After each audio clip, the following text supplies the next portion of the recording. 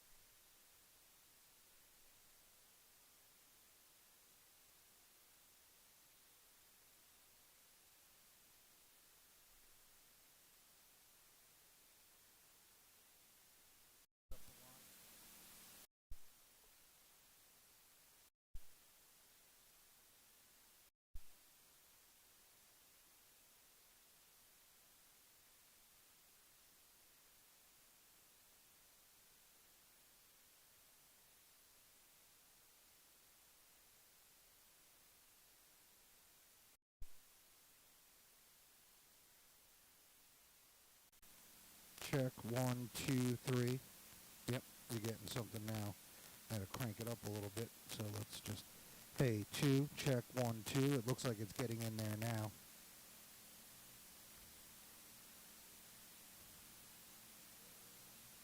Hey, 2, check, 1, 2, 3. Check, 1, 2, 3. Hey, 2, check, 1, 2. 1, 2, 3.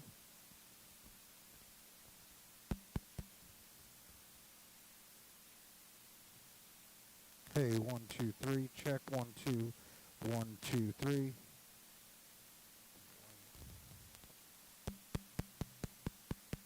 Hey, 1, 2, 3.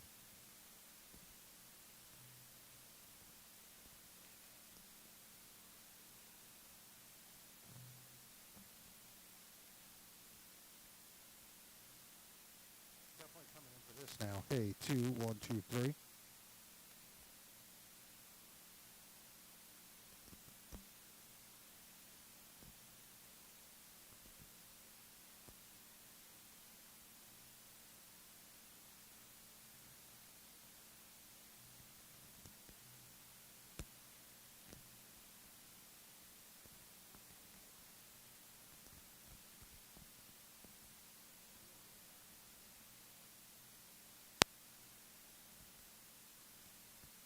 Hey, 1, 2, 3. Check, 1, 2, 3. We push this more. Hey, 1, 2. 1, 2, 3. 1, 2, 3. We're clipping here now. Hey, 1, 2, 3. Check, 1, 2, 3. Hey, 1, 2, 3.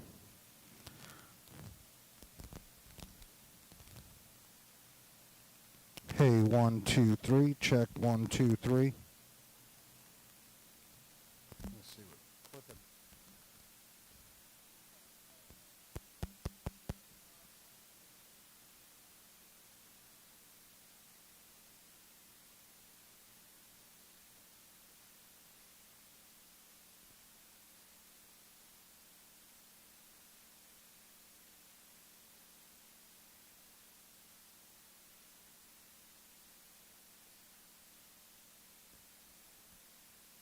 One, two, three. Hey, check. 1, 2, 3.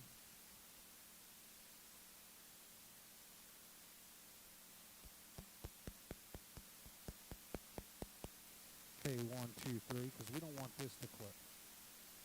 1, 2, 3. Check. 1, 2, 3. Hey, 1, 2, 3.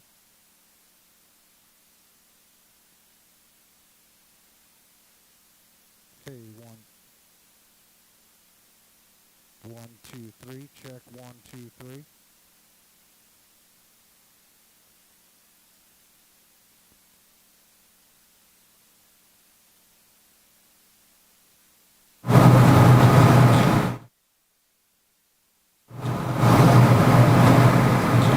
There be a lot of feedback. Well, but if it was loud, I just don't know if we're not hearing it. I was going all the way up. Put 2.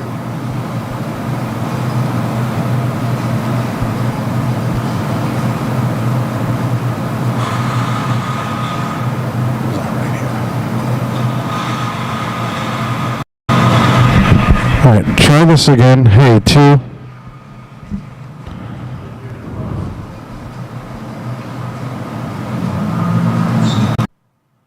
Hey, 1, 2, 3. Check. 1, 2, 3.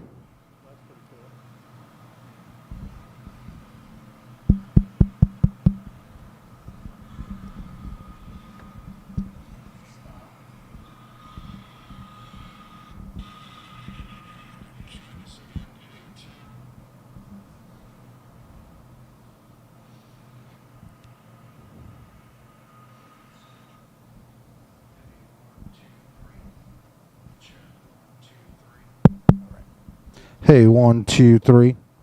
That's good. All right. Okay. Check. 1, 2, 3, 4.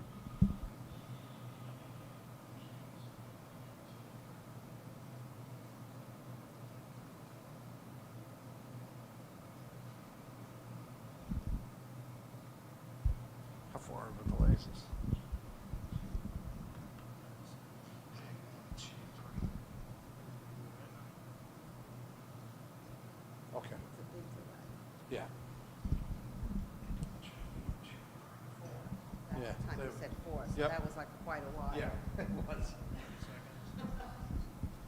All right.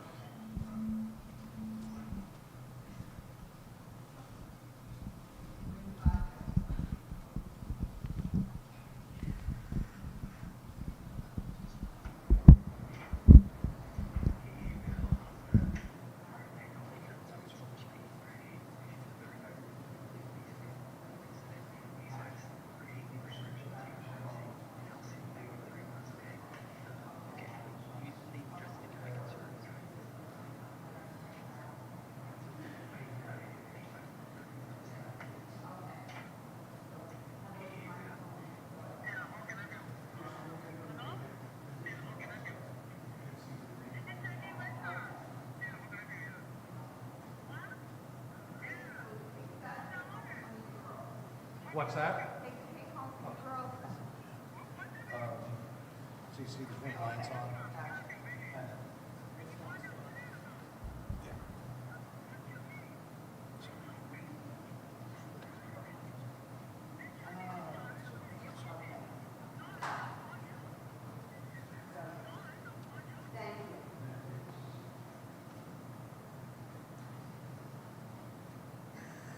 Did you hear it? Okay. Yes.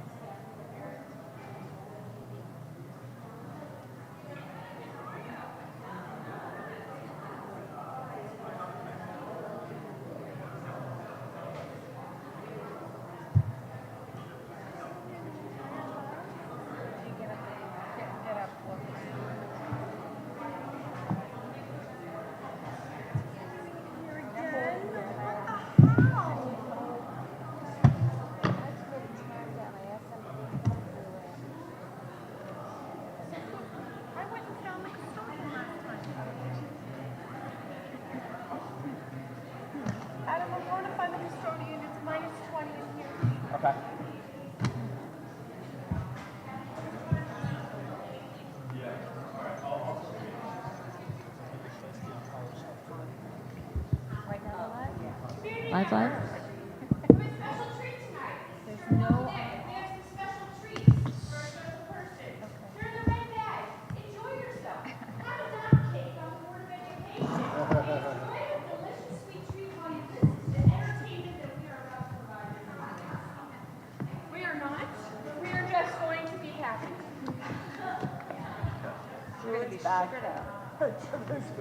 Yeah.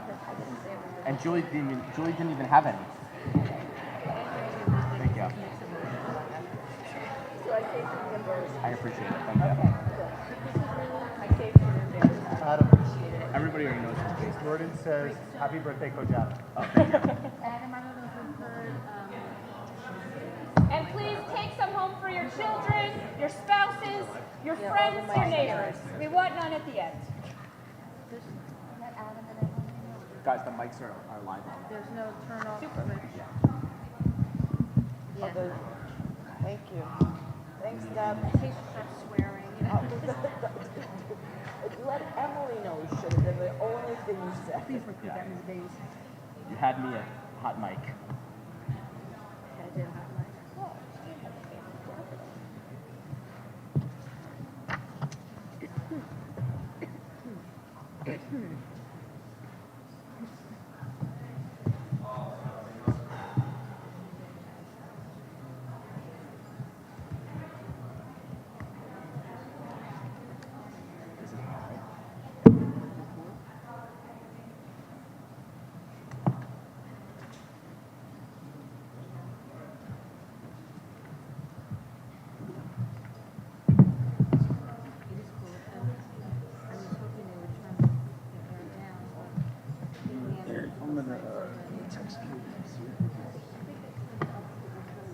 Oh, okay.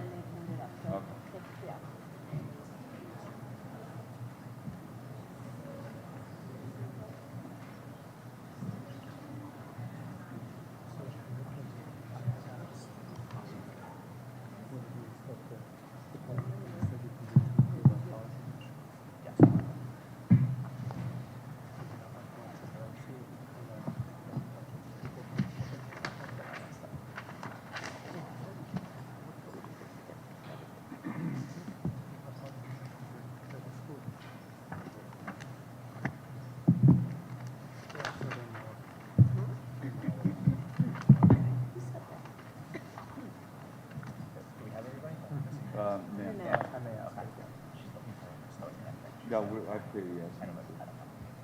She went to find a custodian. She said she Tried to turn down the air.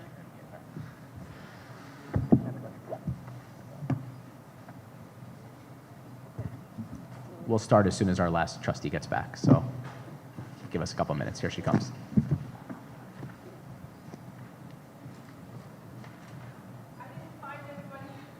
Katie's on it.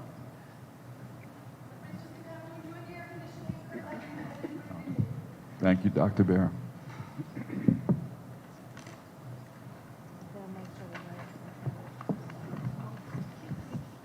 Okay.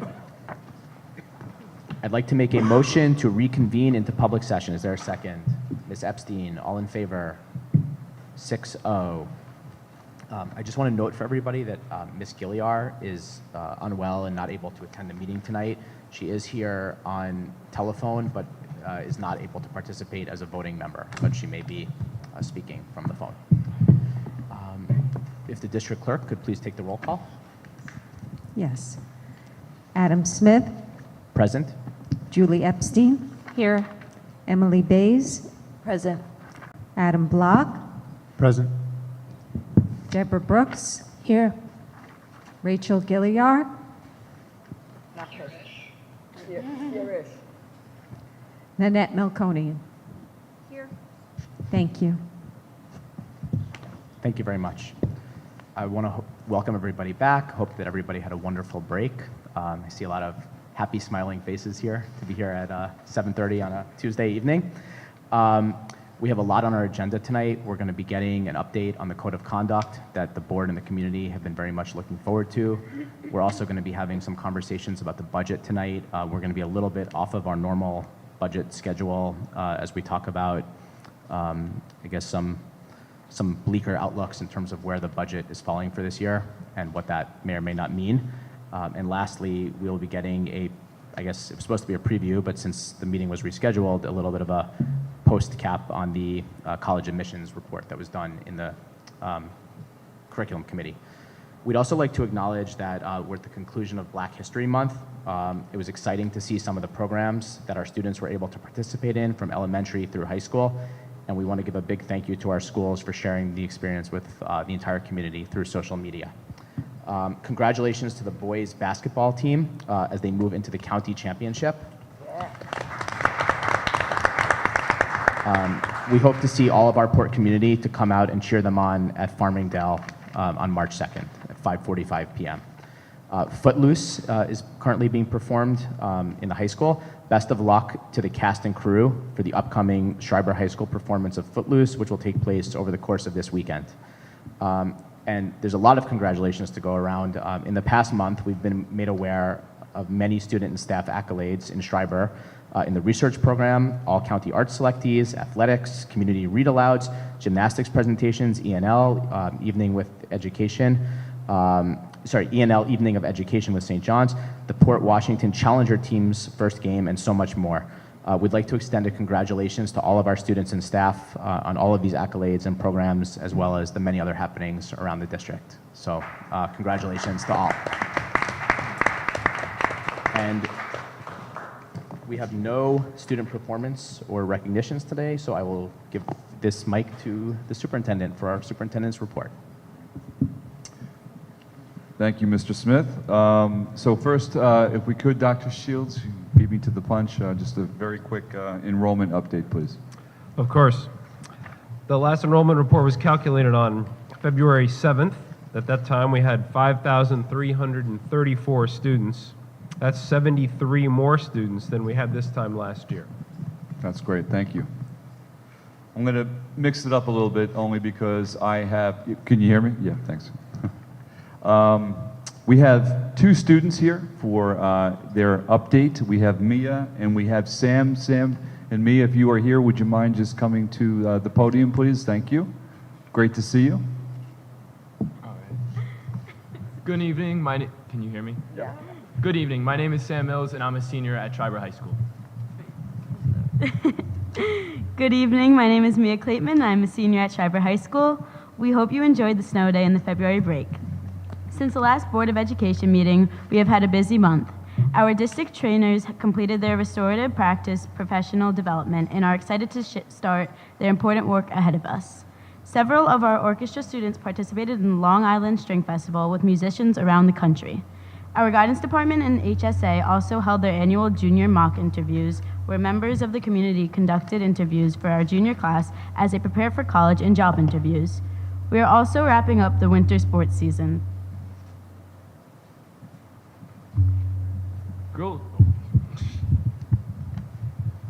Girls basketball reached the playoffs for the second year in a row, and wrestling had another successful season, with 4 wrestlers make it to the Nassau County Championships. The boys and girls winter track teams had 5 conference champions and 5 Nassau County champions. The team is sending 8 athletes to the state championships this week. Boys swimming and diving finished 8th in Nassau County and is sending 2 swimmers to this weekend's state championships. The gymnastics team finished their successful season as the 5th best team in Nassau County, earning a spot in the playoffs. The boys basketball team won their conference for the first time since 2009. We are in the #1 seed in the AAA playoffs after their 66-56 win over Syosset in the semifinals this past weekend. We will be playing Baldwin in the county finals for the 2nd year in a row. We hope to see the whole community at the county championship, which is being played this Saturday at 5:45 at Farmingdale State College. Tonight, I'm going to be speaking about the athletics program. While we've seen improvements in the program, teams, and facilities during my time at Schreiber, I like to focus on the participation in athletics and how it has helped me as a student athlete. Participation on a sports team builds leadership skills, communication skills, and character, all skills needed for success in daily life. By learning how to contribute to a team and overcome losses, we become more resilient and able to navigate challenges in our daily lives. I also find that I do better when I'm on an athletics team. The tight schedule forces you to perform better in other aspects of school, building positive habits and more efficient time management skills. Our sports teams have had the opportunity to work with the Lead 'em Up program, which compounded positive effects of being a part of a sports team. As teenagers, it's considered cool to act like you don't care. But with this program, we're encouraged to be all in by showing enthusiasm, leadership, and selflessness for our teammates. I was so humbled to be recognized as a Green 13 member selected out of 40,000 students nationwide. This gave me awareness and intentionality around being a good teammate and a good person. It also showed me that the positive traits meant that I was doing something right and that they create a strong foundation for my pursuits in the future. I have truly enjoyed being a part of multiple sports teams.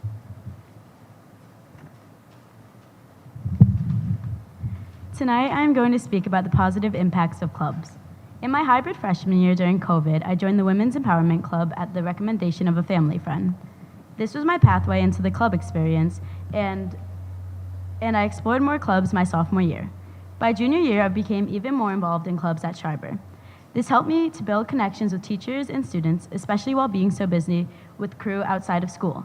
Membership in clubs allowed me to explore my passions. For example, joining Model UN helped me to realize that I liked politics and wanted to learn more. I am excited to study political science as my major next year. I know that there is a club fair at the start of the school, but it would be great to include more information about the club experience as part of the freshman orientation as students transition to Schreiber. Encouragement to join clubs directly from older students and opportunities to discuss with peer helpers assisting with the freshman orientation makes club membership more appealing to our new students.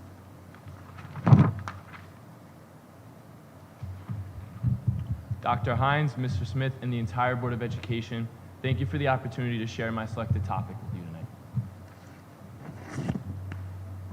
Thank you for inviting us to speak with you about our selected topics and elevating student voices to contribute to a positive school community.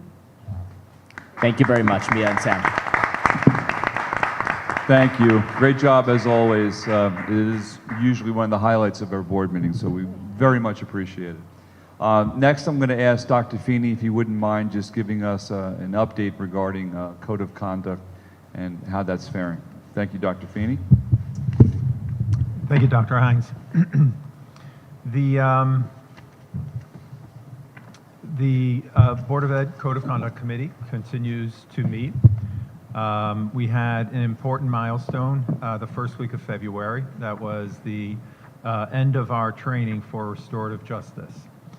We had a 4-day training where all members of the committee, as well as an additional number of district folks, so we had 24 people trained in restorative practices, including students, parents who are on the committee, as well as administrators and teachers.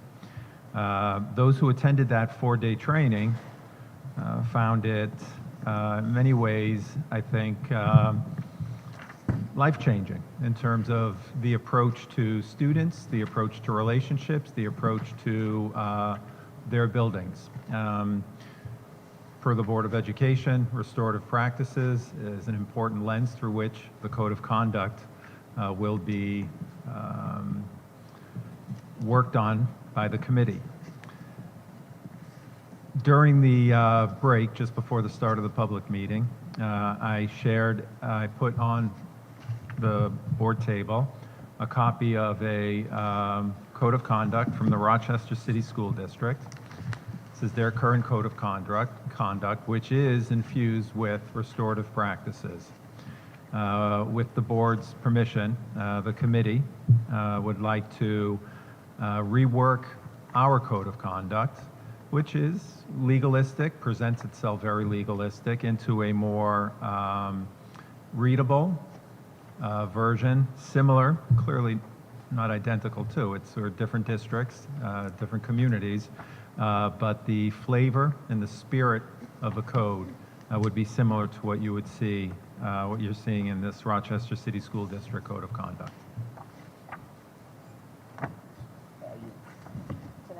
Are you opening to questions, or was that? Always open to questions Okay. from the Board of Yes. Education. Yeah, go ahead, Deborah. Right. So we need an answer. Yes. How did the committee decide on Rochester? How did you come by Rochester? And I guess how much of Rochester's code of conduct, because this is also big, and maybe the code of conduct has to be big, I don't know, but how much of this are you hoping to use as a model for Port Washington? I haven't had a chance to look at it. It was, Right. just Yeah, good we here. reviewed it as a committee, and it's not the details. We are a very different district than ours. We've been looking at code of conducts comparable in Long Island. I've been asking around. We've had colleagues who have shared this. There are other districts that we know that have different types and styles and formats of codes of conducts. What the committee liked about this was it presents more as a document. This would be one version. Part of the committee's work would be to condense this probably to a, sort of a 1 or 2 page thing for the different members. But this would be an example of a more readable code of conduct that includes, some clarity in terms of consequences, level of severity. That's some of the aspects of this code of conduct that people on the committee liked. So it's not that we'd be copying necessarily any of the words here, right? It would be the style and the general presentation. If you compare this to our current code of conduct, it's got headers, it's got tables, it's just a little more readable. So more about format than tone and Format and philosophy, 'cause it's a style. Oh, very yeah, absolutely. different school. Okay. Correct. And an important part, forgive me, is, the Rochester City School District has committed to, a code of conduct that is really structured through the lens of restorative practices. Dr. Feeney, do you think that by following a document like this one, it helps our committee create something in a more, efficient and faster period of time, like ideally by this school year, like we've been hoping? Does this help you to kind of, narrow Yeah. the conversations a little bit or frame the conversations? I think our goal initially, we had talked about having a target by the end of the school year. I think that this is more of a restructuring than a lot of people had originally intended, but we will be working on it and we're going to do our best. Any other? Go ahead, Ms. Bass. So I know you asked a question on whether or not the board would be open to this format, and I, for one, appreciate this format because it is kind of clear cut. You do this, and I think we've had these discussions as a board in the past that we should be Having able to tables. be more, the tables that are present here, it says, There's a lot of tables. it basically says if there's a level 1 type of offense, there's a level 2, level 3, and a level 4, and if you do certain things, it kind of qualifies it, and I think it makes it very clear cut, both for students, parents, and administrators, that there is a rule here, and this is the rule. So you're asking if I would be agreeable, and I am. I think this is the right way to do it. Obviously, there are things that would have to be Port Washington specific, which I know you said already. For sure. So I'm supportive of this model. Go ahead, Adam. Dr. So I'm Block. supportive of this general approach. I've always been a fan of 2 things. One is not reinventing the wheel, and it seems like there are a lot of models out there, and I'm happy that we've selected one that we think is appropriate for our district to use as a model and then build on it. And the second is to get things done in a timely fashion so that we don't spend too much time on it and we can move on to other issues that we need to address. And I think it sounds like you're supporting that this will get us closer to the goal of getting this done by the end of the year. Right, and a general reminder that, this is a rewrite, but it's not the final draft, anything we do. So we present something end of the year, that's not, this is it. It gets worked on again, and there's always room for improvement. Thank you. Ms. Epstein, I'm going to just go down the line because we can answer the question. Yeah, in response to this question, I agree. I'll echo exactly what Ms. Space said. It seems like, and what Dr. Block said, The table laying out, the headings, the clarity, it's very user-friendly, it's very easy to use, and I agree with moving forward with this template. I'll second or fourth with that, I guess.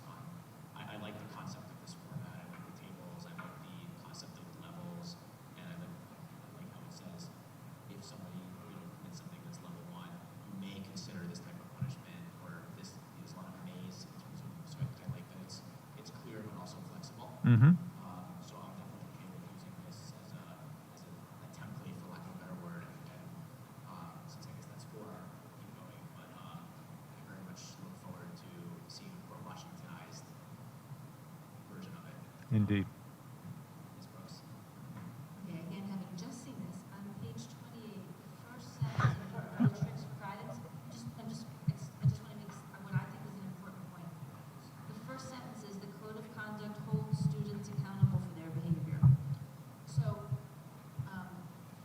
there are some students who can't and shouldn't be held accountable for their behavior if they're little, Mm-hmm. or if they have special needs, or there's Right. I'm just Th- asking that. This is not our language. This is the language of the Rochester City School District. He was very clear this is not our language. Yeah. Very excited about the grids in the matrix. And Yes. I'm saying, just please remember our philosophy, and right off the bat, I would take that sentence out. Or But modify you won't need to take it out because it won't be in anything that's presented. it. Otherwise, I like the clean look of it. Right. And I like the fullness. I like.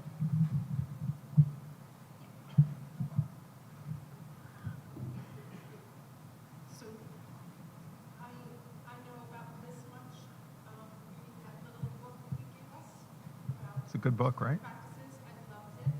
But again, I know 70 pages worth of what I'm sure is an entire thesis. Mm-hmm.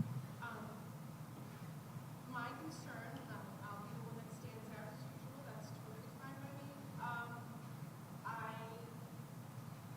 The little bit that I learned is that we shouldn't be prescriptive necessarily. So I hope that we are very careful about, apparently there's days written here. Right, that's the flexibility within the prescriptions, yes. Within the guidance, I would say. Right, I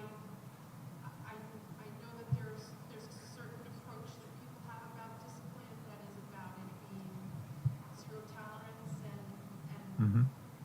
absolute consequence.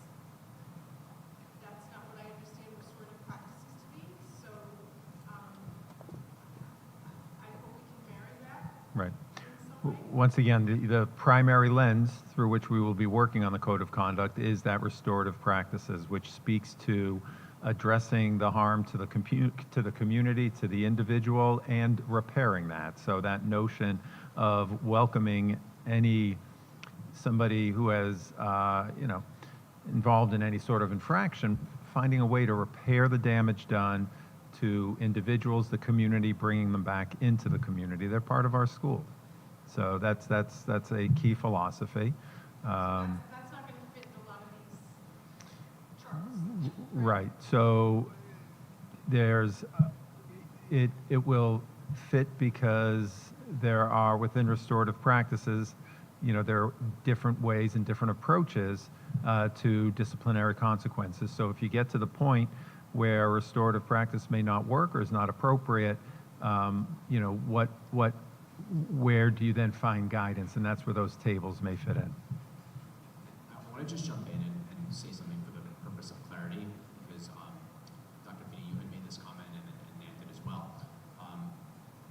I think restorative practice, and I'm not suggesting I don't think that we should be using it as our primary lens, but you had stated that the Board of Education made that request, and the Board of Education has actually not made any request as to how the code of conduct should be created. Mm-hmm. I think certain individual trustees, myself included, have made statements about restorative practice, but there was never, unless anybody remembers otherwise, I do not believe that the Board of Education has given that directive.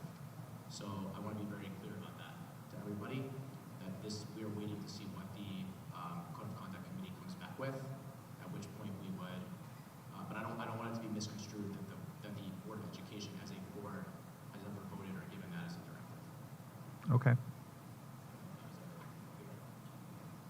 I think it was more of a philosophical understanding than, as Dr. Feeney said, that is the lens that we would pursue this. That's fine, and you guys should. I just want to make sure that that's not coming from us in any official action or vote. Understood. Yeah. I'm just going to say, as they go into this level of work, are we as a board, though, happy with the restorative justice lens, because I would hate for them to go down and do a lot of work with a restorative justice lens, and the board come back and say, that's not our expectation, right? That sets them up for failure as opposed to success. Well, I think that's why we need to see some, I think that's why this is great to see something, and we need to see a little bit of a first draft of Port Washington. Obviously, we know that restorative justice needs to be a lens. I actually think, Julie, correct me if I'm wrong, it's a state law, right, that there's a restorative justice element to it, restorative practice. That's the recommendation, Right. under, yes. Yeah. So, I don't know, what I'm saying is, I don't know that to the point that Nan was making, I don't know that we should have other options for traditional discipline as well, to the extent that it's necessary if restorative practices isn't working in a particular case. We can't be totally hamstrung, and I think you've stated that in the past, and I'm not the expert on codes of conduct, but I think that this is definitely a worthwhile conversation now rather than later. Yeah, I would agree. I mean, listen, my recommendation is for Dr. Feeney and the committee to pursue what they're doing right now.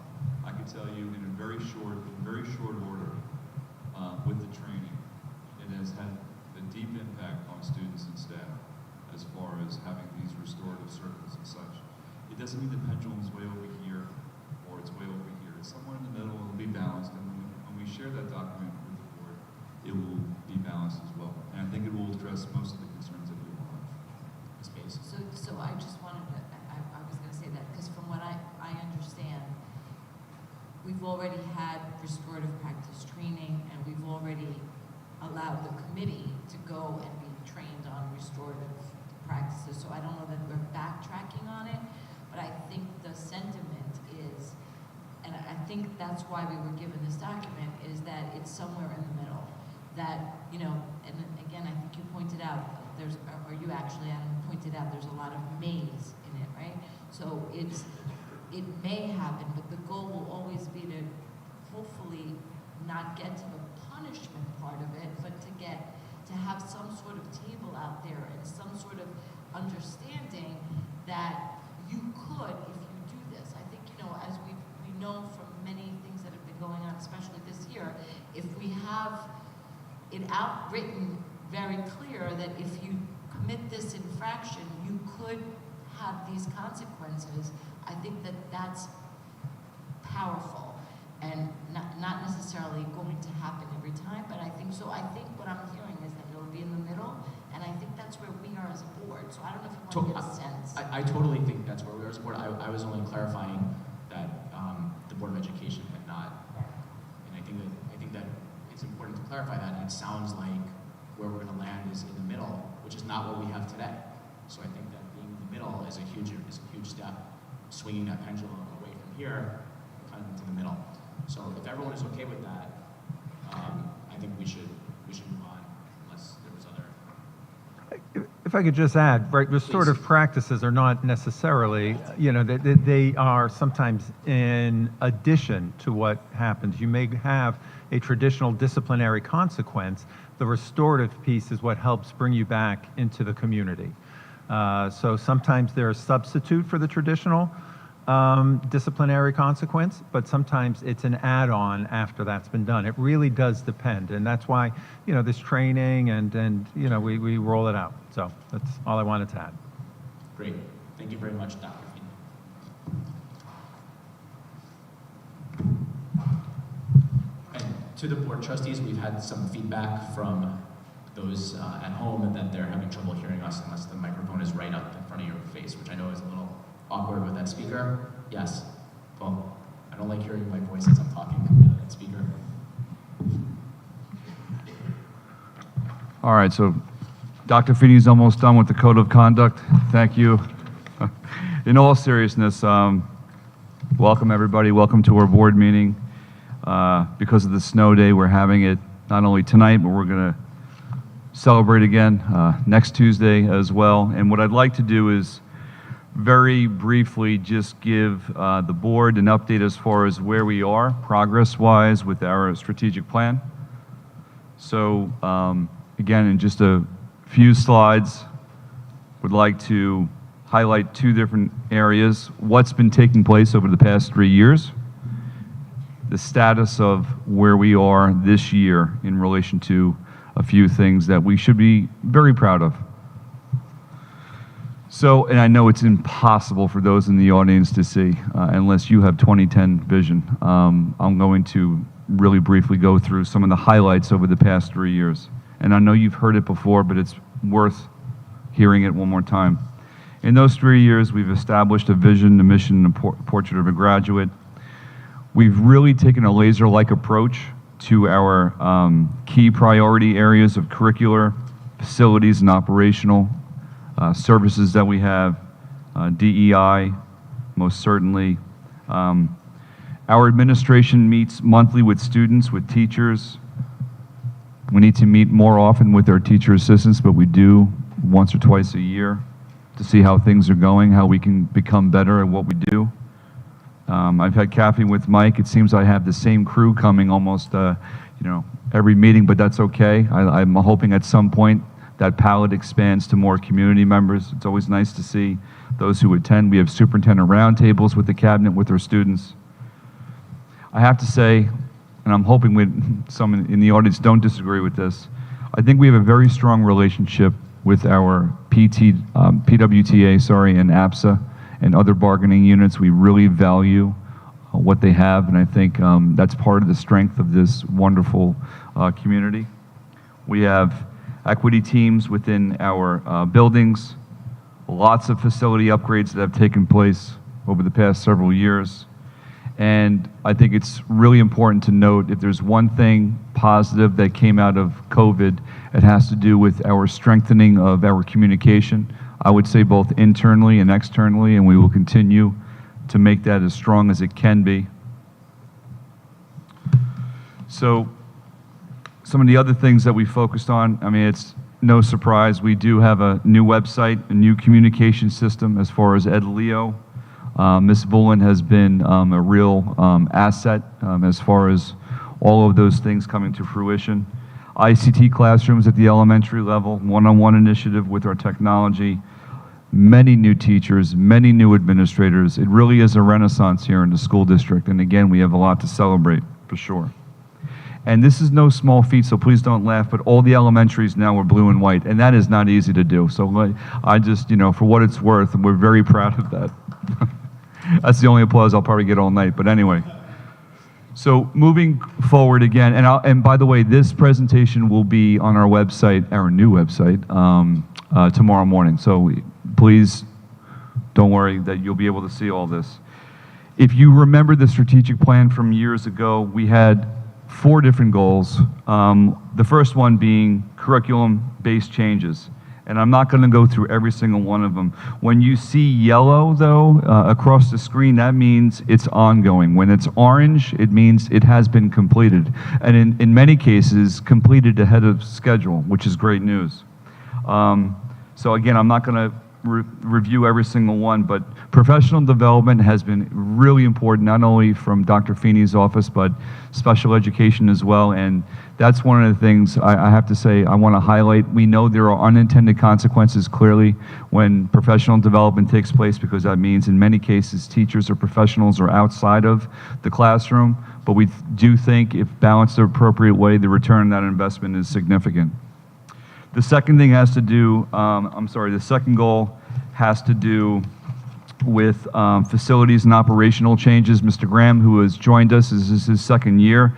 It feels like he's been here for 10 years with all the things that he has managed to get done in conjunction with Ms. Manuel's office. But there has been long-term facilities plan, future forecasting. We have changed, for those of us who have been around a while. The budgeting process has evolved over the past 3 years and will continue to evolve. And as always, we do advocate for state aid, and I'm happy to say that we do have a fully funded foundation aid moving into next year, which is good news. As far as diversity, equity, and inclusion, I think I'd like to hope that it's quite apparent that this is something that the board and certainly the district takes very seriously. When you see the yellow on this particular slide, that's ongoing. That has to do with reducing disproportionality in discipline referrals and code of conduct review and revision. That is happening right now, as Dr. Finney just pointed out. but that is something that has to continue as we move forward. Last but not least, it's the way we communicate, communication with student, staff, and community. I already talked about some of the things that we did already, and you see the yellow. The yellow says, speaks to creating a process to onboard new families. We started to do this very well. Last year we didn't because of various reasons, but we're going to look to focus on that over this upcoming summer as well. But that is something I know it's very important to the board, to myself, and certainly to our families. The last one has to do with, oh no, that is communication. Again, I don't want to just keep going on, but we've reviewed Aspen. We're now using Synergy. We're no longer using ConnectEd. We're using EdLeo, so on and so forth. So again, over the past several years, lots of good things, many good things taking place. As we focus on this year, for those of us who don't know, the board has really condensed the number of goals that they have for this year, and I'm very appreciative of that. It allows us to take more of a, as I use this word probably too much, a laser-like approach to 3 things that influence, I think, outcomes for our students and certainly for our staff. The first has to do with the positive school culture and climate. That's really important to us. Our striving for excellence, not just in academics, but in all areas as far as how we operate. And then finally, communication and partnership. This upcoming slide talks about all the different initiatives that we have. And I think it's safe to say some people may feel we have too many initiatives happening all at once. And it's very difficult to prioritize some of these initiatives, but I want to read just a few and how they do connect and they correlate with the board goals. Panorama survey, as many of you know, just concluded, but that really focuses on positive school culture and climate. Our work with DEI really focuses on all 3 of the board goals. I'm only reading a handful here. Increasing graduation rates, credit to Dr. Bear and her team, the Curriculum and Instruction Office. We've seen an increase from last year. We're hoping to see an increase this year, and that relates to, of course, excellence. Some of the things that we really want to do is tap into student voice. That's been a real, through the lens of Dr. Bear and her team. We want to develop, and we are developing, senior exit interviews. And really asking our seniors, how do we do? Or as Ed Koch used to say, how are we doing, right? Getting some feedback from students who have been through our system, and then how can we continuously improve.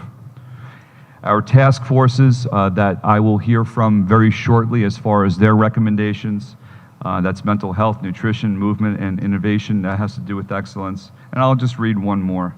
We had an interfaith book talk with our local clergy. Actually, our last book talk session will take place tomorrow. That has to do with partnerships with our community. And that is something that has been profoundly, I will say, inspirational to me and very impactful for those who have attended. And we may expand upon that for our community at large to participate. So, in short, those are some of the major things that have, I will say, taken place over the past 3 years, but I want the board to really future forward and really look to some of the things that I think we need to continue to explore, continue to investigate, because that's what great organizations do. They don't just stay homeostatic. They look at ways to continuously get better. So my recommendation to the board is reimagining how we potentially structure schools within this school system. Now, I want to say with certainty that in doing so, all I would be doing is investigating. And we're going to hear from Ms. Manuel in a few minutes regarding the budget. And we're going to hear about some potential concerns that we have. But I want the board to consider, as this possibility of the investigation of restructuring, what does that look like? What if, this is just one example, if elementary schools were, I don't know, pre-K through 4? That's one potential way of restructuring. And then we have potentially maybe an intermediate school. a middle school and a high school, and something I think we really do need here is an alternative high school for our students who may need extra services in some way and supports. And district office. For those of you who have been in district office, it's really not a district office. Well, it is a district office, but you know what I'm saying. It's very challenging to do some of the things that we want to do if we want to meet with community members and other teams within our respective district. The rationale is the board asked me in the early fall to do a comprehensive review of Weber, because we've been talking a lot over the past 3 years about Schreiber, about our elementary level, our elementary schools, but we really haven't, and I take responsibility for this, for not really paying attention to Weber as much as it needs. And so in doing that, and in combination with the task forces that will make recommendations to me very, very soon, and look at different ways to become more efficient and more effective in the way that we conduct our business for our students. SEL. Listen, I had a conversation with our teachers here at Schreiber and at Daly, right before the break. And one of the major concerns we have for our students is mental health. I mean, it's not going away. And in fact, my concern is, and I think many of the parents and educators here would also say, it's going to get worse. And what can we do to do a much better job pre-K through 12 in addressing those concerns? So my request is if the board would be inclined for allowing me to investigate and report back to the board sometime in June as far as what this may look like, what this may sound like. And as I mentioned before, with our bargaining units, most notably with PWTA and APSA, you know, working together to figure this out and see if there's anything that even comes of it. But like I said before, and I started with, great organizations at least take a look and see what to do. So that is my request. Great, thank you very much for this update on the strategic plan. Do you think, just before we go to your request, does the strategic plan need an update? Is that something that you would consider now that so many of these items have been, I guess, moved to orange?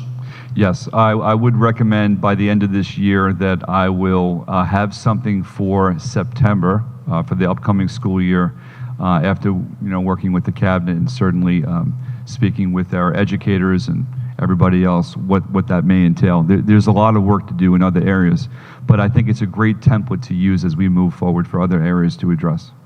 Fantastic. So I'll give my answer regarding the innovative proposal. So and then we'll go around. I think the board did ask you to give us a comprehensive review of Weber. So if this is something that you're telling us as part of that review, I don't really see how we can tell you no, don't research it. I don't think there's a cost per se that the board needs to approve. So I would say, for sure this sounds very exciting, and I don't know what it would look like, but I think these are the kinds of hard questions that we need to be asking in order to make profound change in the school district that we've all been looking for. So I'm personally very open to seeing what you guys might come up with. Let's go down the road this way, and unless everyone is just a yes, and then we can. I'll start with yes. I welcome any time our administrators and our teachers work together to think of ways that we can meet the goals of our students and the innovation that we need to pursue. So I welcome the professionals analyzing all of that. So I look forward to what you come back with. Ms. Brooks. So I just want to go back to the presentation. I just wanted to add to some of the things that you included there was the deep dive that Dr. Bear and her staff at Schreiber took into the honors program, and specifically the new English honors program, which I am hearing from parents has been a resounding success. The students love it. So I just think, and so to continue on that excellence path. I'm all for reimagining and investigating. I would just want to know, do you have a time frame in mind? Do we need to bug you, or are you going to come back to us at I said June. June. He did say June. Okay, I did. sorry, I missed You it. can still bug me though, but June. Oh, okay. We will. It's okay. I can It's wait. all right. You said June. Yep. Thank you. Ms. Epstein? I agree. Go ahead. I look forward to June when you'll be presenting that to us. Thank you. Ms. Bays? I do too. Thank you.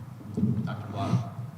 So I appreciate the thought and the vision towards a longer-term goal, and so I would encourage you to do the research and determine what is your recommendation. Great. Thank you. Okay. Great. You got your yes, so be careful what you ask for. I will. Thank you. Okay. We now move on to our opportunity for the community to be heard. Has anyone signed up?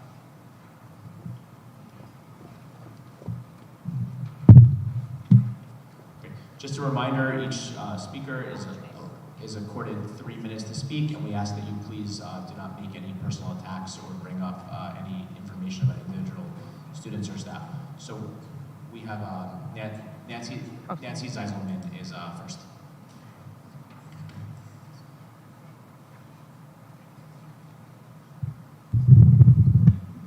Good evening, Nancy Zisselman. I'm here to share comments regarding last week's curriculum meeting on college admissions. From my professional experience as a college guidance counselor, I feel strongly that the number of students getting into the most selective colleges in this country is in fact not a data point that I consider relevant to measure the success of our school district. The focus on having more students getting into what was referred to as better schools could have a harmful effect if taken too far. I can recall a time in my professional capacity when one of my top students came to me in tears because she was chastised by her teachers for her personal decision to apply early decision to a non-Ivy League school. As her counselor, I did my best to bolster her and support her. But I fear that the message that she received from others in our school community, whom she looked up to, was quite damaging as she started second-guessing everything about her choice.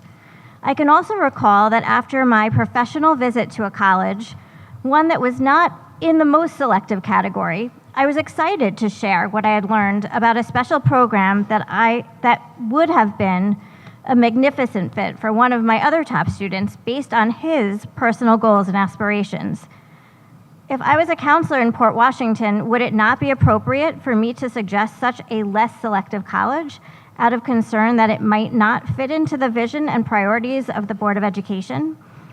I can recall countless other examples where a student's goals, their family circumstances, or other unique factors may impact their personal choices, their application process, and the admission outcomes as well. From my professional experience, the college admissions process is so incredibly individualized, and there is such a unique personal story behind each data point on a scatter graph in Naviance. By promoting a student-centered college process, where students can develop self-awareness about their own goals and learn about the incredible post-secondary opportunities available to them across our country, our Port Washington graduates will, no doubt, achieve great things in college and beyond. Thank you.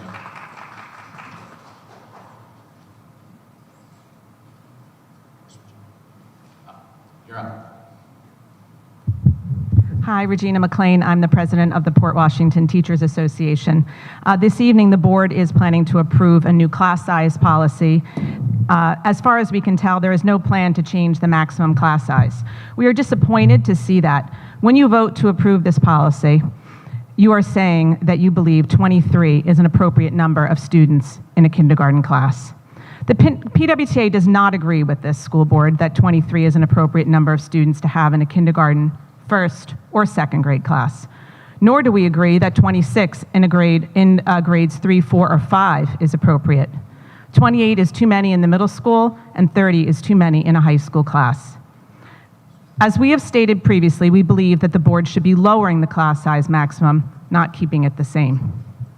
There are many benefits to smaller class sizes. According to a 2015 policy brief from the National Education Association, some of the benefits of smaller class sizes include early identification of learning disabilities with fewer special education placements later on, improved high school graduation rates, increased college entrance test taking rates, and smaller racial gaps in taking college entrance tests.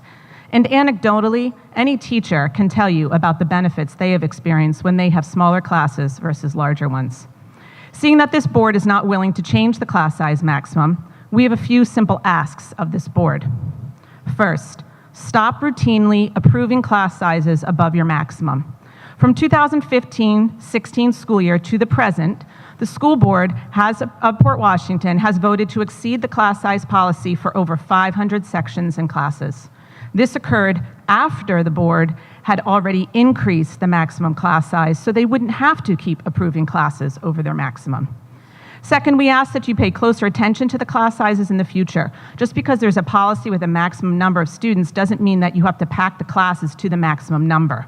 Ask yourselves, does 26 third graders in a class seem appropriate, even if it is within our maximum class size? Third, we ask that the board pay closer attention to the optimum class size ranges, policy 4420R. This concept of the optimum class size has been ignored by this and previous boards. Based on the December enrollment report, the PWTA's analysis shows that there are 20 sections above the optimum range at the elementary schools, 200 sections above the optimum range at the middle school, and 178 sections above the optimum range at the high school. Lastly, we ask that next time you are approving class sizes over your max, we want you to ask yourself some questions, such as, is this what I would want for my own child? Is this what I would want for my neighbor's children? Is this what I want for the children of Port Washington? Do I truly believe that 23 students in a first grade class is appropriate, or that 34 students is appropriate for a high school math class? We ask that this board look to improve the class sizes in Port Washington in the coming years. You don't need a different policy to do that.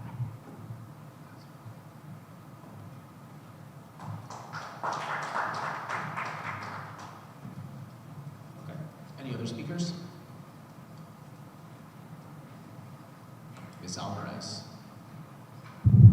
Sorry, I didn't make it to the sheet. Sandra Alvarez, parent of two.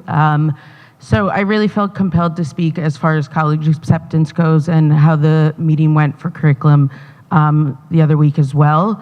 So I did attend the meeting, which can be found, I hope, on YouTube. But I also did ED to a not Ivy League school.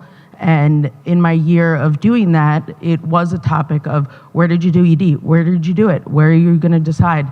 And it was a shock to many that I chose Binghamton as my choice. And the reason was that there was no other choice. I was going to SUNY school. And I graduated. I did fine. I'm doing fine. So my concern really is the discussions that occurred in that meeting.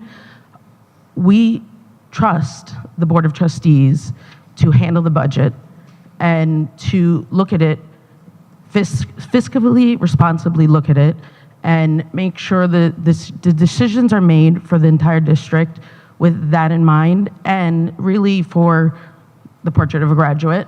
I was really disappointed in the discussions in that meeting and how budget requests were made for additions for better schools, to how do we get better schools for our students, and the request for something to be added on the budget by the trustee.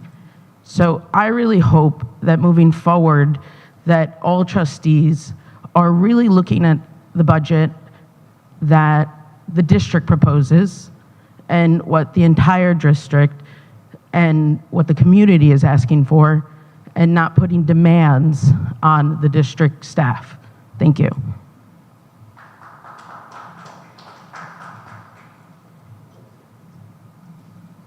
Any other speakers? Okay, we're going to move on to our discussion item. Dr. Hines, would you want to change it? Okay, so we're going to go to our item 10.1, which is the 24-25 budget from Ms. Manuel.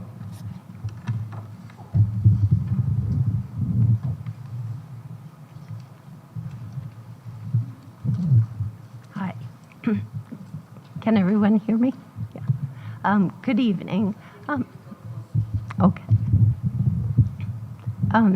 So tonight we were supposed to be discussing PPS, high school, middle school, and the guidance department. But taking a look at the budget and gaining a clearer picture of the revenue side of things, as well as looking at a rollover budget, certain things have come to light, so I think it's important to speak about that. You have to excuse me, I'm just getting over laryngitis, so a little more shaky than usual.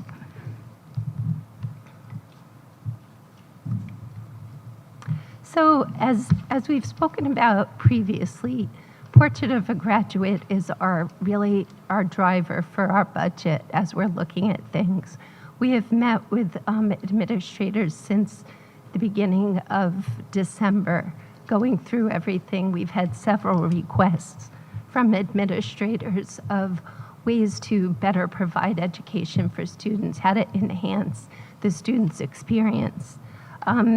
So the school budget just doesn't happen once a year. It's a continuous process that all of the administrators and the district goes through. Tonight, I'm going to be discussing the tax levy limit, what a rollover budget looks like, some of the key factors that are taken into consideration. We're going to look at our reserves that the district currently utilizes. We're going to look at the current estimated revenues and what our next steps might be for the school district. So this slide I've spoken about before is our tax levy limit. This is different for every school district because it's based on certain computations. You first are going to be taking the prior year's tax levy, and you're going to be taking the tax-based growth factor, which is specific for each district. This year, ours is only 1.0022, which is not a very significant amount.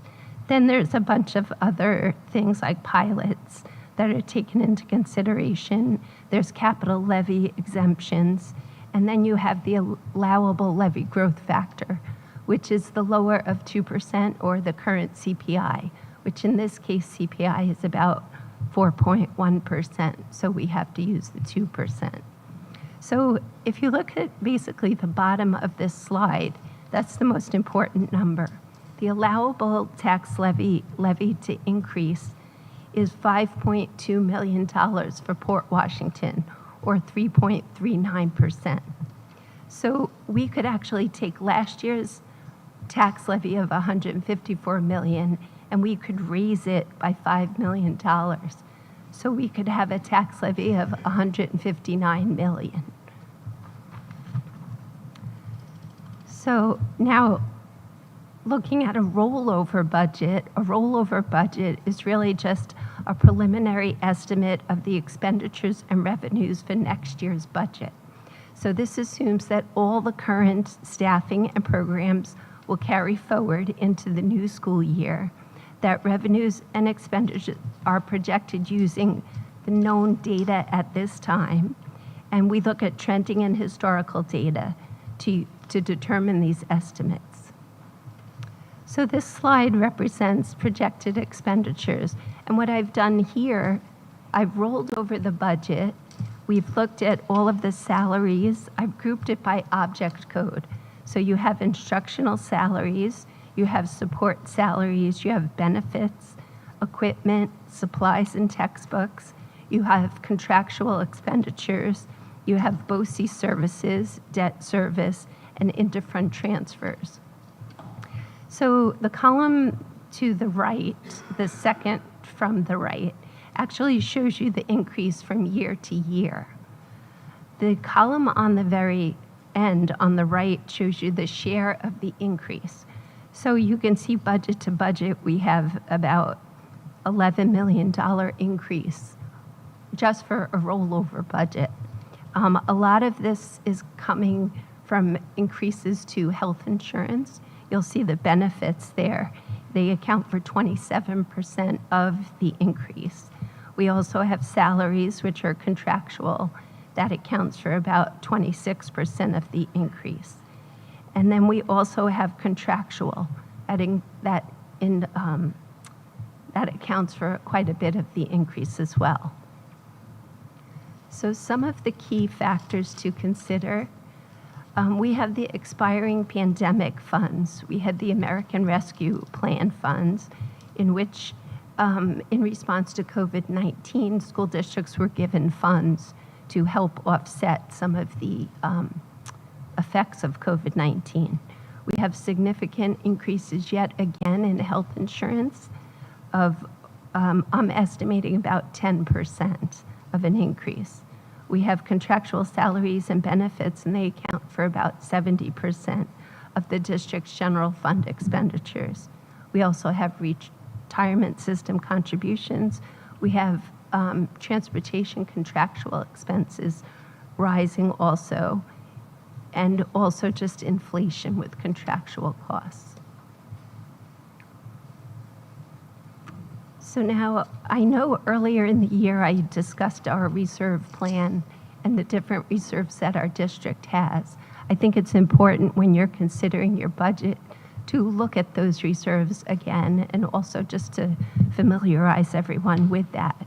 Reserves offer kind of a savings account so that school districts can set aside money to use in the future. It helps to maintain a stable operating budget. It helps to maintain a stable tax levy, and it also helps to supplement some of the fund balance limitations. So there are actually 12 reserves that school districts can utilize. Port Washington utilizes 5 of these reserves. Those reserves are the Retirement Contribution Reserve Fund. We have one for TRS and ERS. We have an Employee Benefits Accrued Liability Reserve.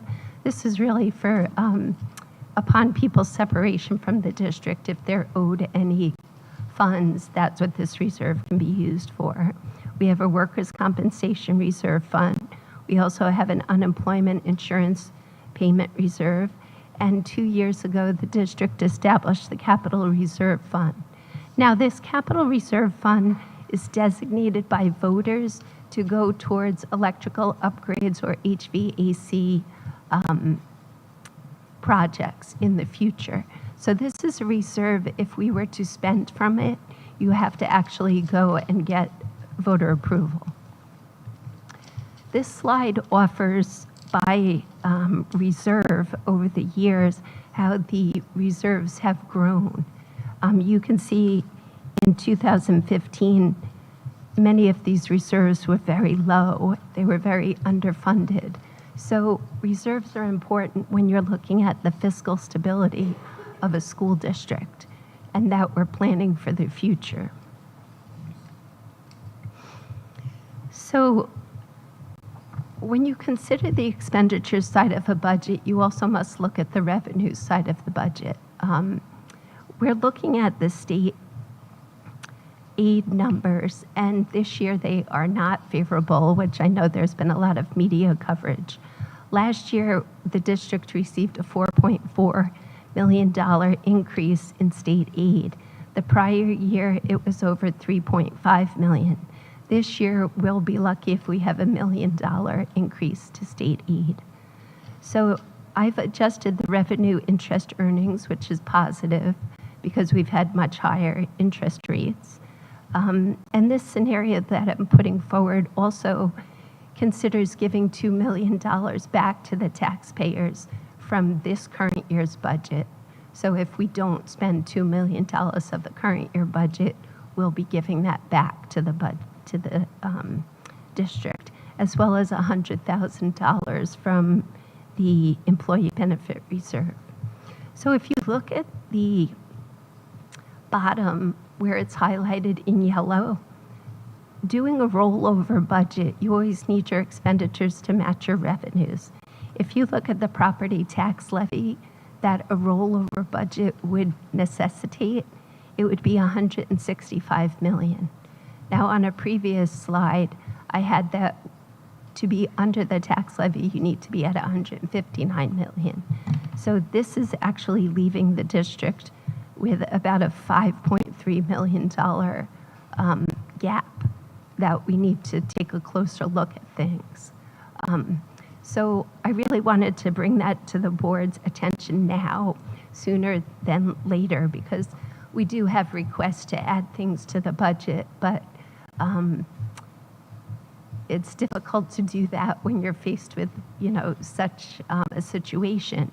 So other school districts, also surrounding school district, are noticing the same problem as we're seeing. They're having a lot of difficult discussions.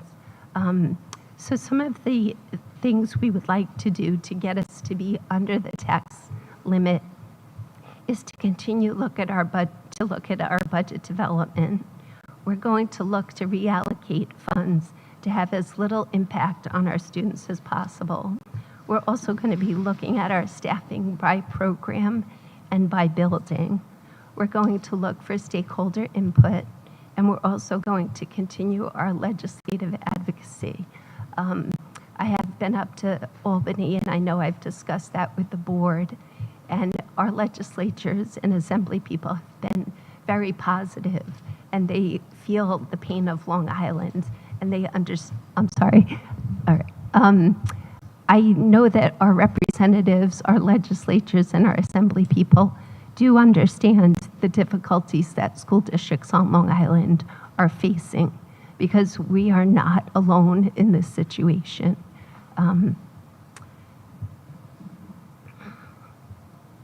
So just going forward, I have, some important dates that are up there before we take questions. Most importantly being our budget vote. I'm sorry, I keep going away. Which is May 21st. So, and thank you for listening to my voice as it is, but I'll take any questions. Sure. Thank you, Ms. Manuel. So I just want to ask you a couple of questions, and I think we're going to be diving a little bit deeper into what you presented at our budget committee meetings.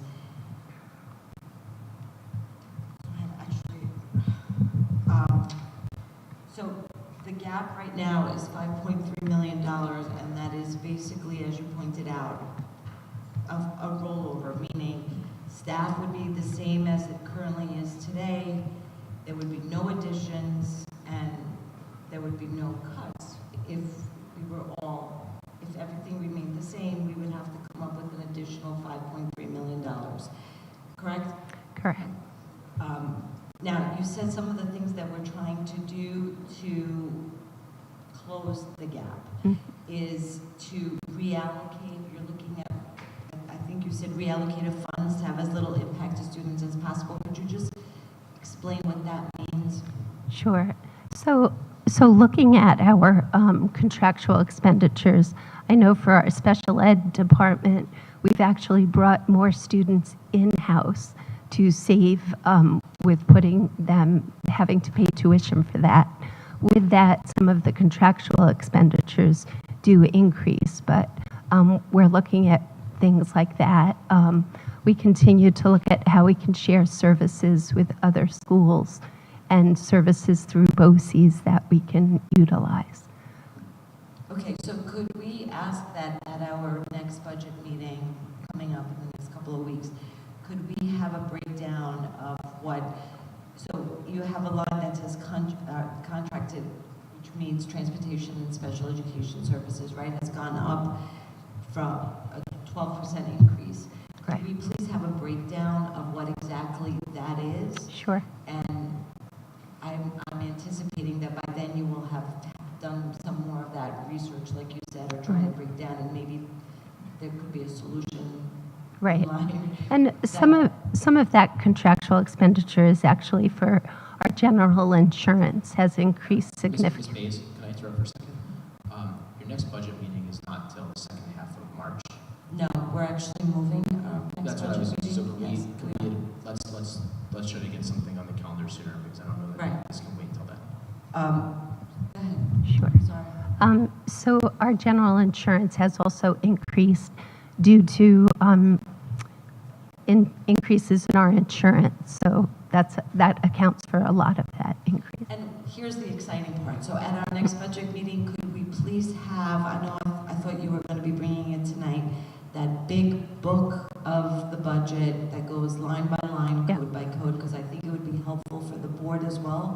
to start looking at the codes and where the spending is, and, you know, maybe there's some things Yeah. that we can also contribute to the actual, I don't want to say the word cuts, but closing the gap. Sure. Okay. Yeah.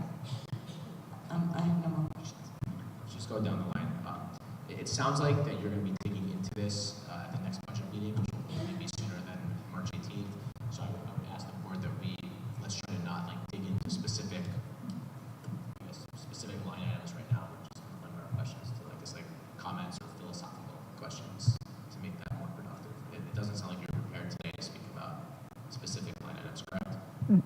I can speak to the codes that are set up there. We do have to, Dr. Hines and I have obviously been discussing this.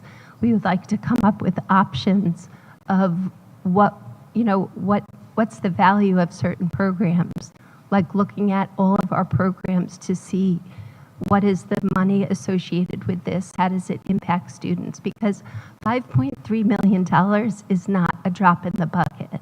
I can't find $5.3 million in supply codes. So it's going to take serious analysis and looking at things under a very fine lens. So do you think you would have that by the next budget meeting? So just for the record, we're trying to move it up a week Yes. to March 11th. We have to. We have to. Okay. The next board meeting is March 5th, and that's what So we have a board meeting on March 5th, which is next week. And then we have the budget meeting the following week. Correct. Any chance you can have it on Monday for the board meeting? Or would that be Well, I don't think that's enough time. Let's ask because I think that there's a lot that needs to go into this, and I think having a meeting on Monday, I think is not going to be beneficial. So, but I think if we're talking realistically, we've got March 5th and then March 11th, right? Correct. So March 5th, I know you have your chart here and I know we deviated today from the plan. we probably should continue to deviate. I think we should continue to deviate. So I think at the next meeting, instead of speaking about elementary schools, athletics, green arts, and personnel requests, I think we should talk about what you're planning about the value of programs, and then we can continue that discussion at the budget meeting on March 11th. Yeah. I think that's 100%. And I would also request, like advocacy, that people reach out to our local representatives, because when I was up in Albany, it was really discussions about the entire state of New York, but there's things that are specific to Port Washington. We have changing demographics. We have a lot of issues here. Thank you, Ms. Manuel. You reminded me about the other thing. You and I did discuss this. Yes, I think that it's very important that this Board of Education, and as budget chair, I'm asking the board, I'd like to set up a meeting with our legislators. I know our assembly person is any minute now having a baby, but our state senator, I know someone's in the audience who works for him. And I'd like to be able to set up some time because we do need, again, I don't like to make speeches, but I am at this moment. We've been doing a lot of work, and as Dr. Hines pointed out, we've been doing a lot of work in our programs and adding services and adding personnel to our school district to enhance it to be more forward-thinking, forward-moving. Right now, it sounds like we're going back 10 steps, and I would like the opportunity to have a conversation with our legislators to try to get I think if you're going to have that conversation, we need to come up with like a bullet point memo of the points and circulate that to the board in advance. You as president can do that if you like. Well, I'm going to coordinate with, obviously you're volunteering to coordinate that, so I will happily coordinate the. Yes, I agree. Yes, but it We need absolutely. talking points, yeah.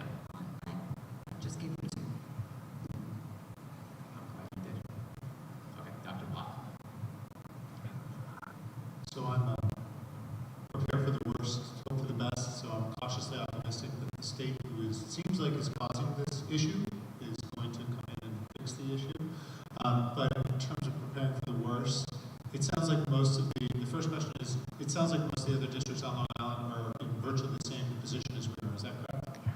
A large percentage of them are. They just haven't announced it yet. They're still in the preliminary budget as we are. So we're a leader in that area. I guess. So I guess my question is, can you reach out to them and ask how they are dealing with this? Because it seems like this is a situation where we, in order to meet our requirements, there's no realistic way to meet our requirements with the gap that we've been given. Right. You may have seen Plainview Old Bethpage had a meeting last night where they discussed something very similar. Their budget's about the same size as ours as well. I reached out to their business official, and I was speaking with him today, asking, like, you know, where do you even begin? So, and what they're doing is they're analyzing all the positions, every program, making sure that everything's working efficiently and effectively, but it's a difficult process. Ms. Epstein? So I don't want to go into specifics. I think we have that all ahead of us. I just have a couple questions, though, that as you're preparing information or looking through it, when you're looking at those contractual or contracted services, especially if it's in transportation and special education that have increased the most or providing us with opportunity, can we identify the reason for those increases? So, for example, and I think this will then also help lead to some of our advocacy, there are certain mandates that are required by us, by the state, for both transportation and for special education. Those mandates include those out-of-district services, which I know from a special ed standpoint, you said that by bringing in-house, some of those services have gone up, which seems counterintuitive to me, but it's something that's happened. It'd be nice for us to know financially what that number is. In addition to that, it would be nice for us to have financial numbers on our out-of-district runs.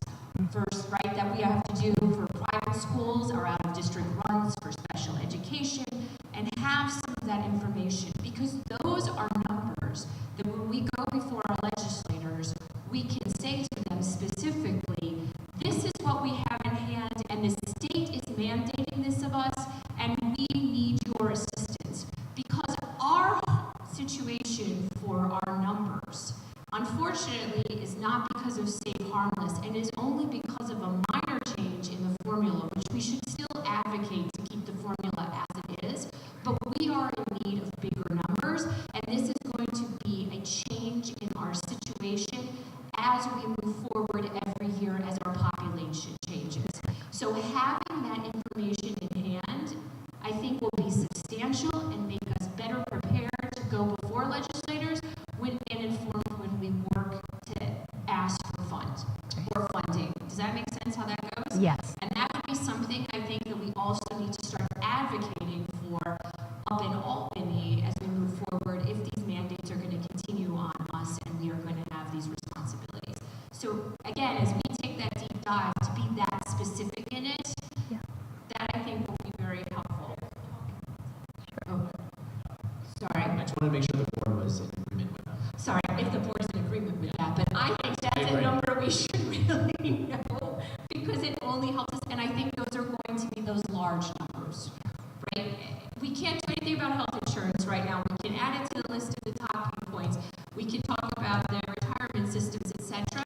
But really, we need to start asking for funding, and especially as the governor is putting upon us a mandate for buses and emissions, and we need to start spending money or looking forward to that. We need to really ask for some more. This is irresponsible of them to be raising those rates, and I'm just preaching to you. I already know all of this.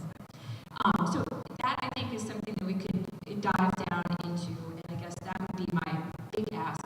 I did go on Bethpage or Plainview's website, and I did go to their meeting last night, and I saw what they did for their ask. I saw how they laid it out, and I see that they still have more to come. But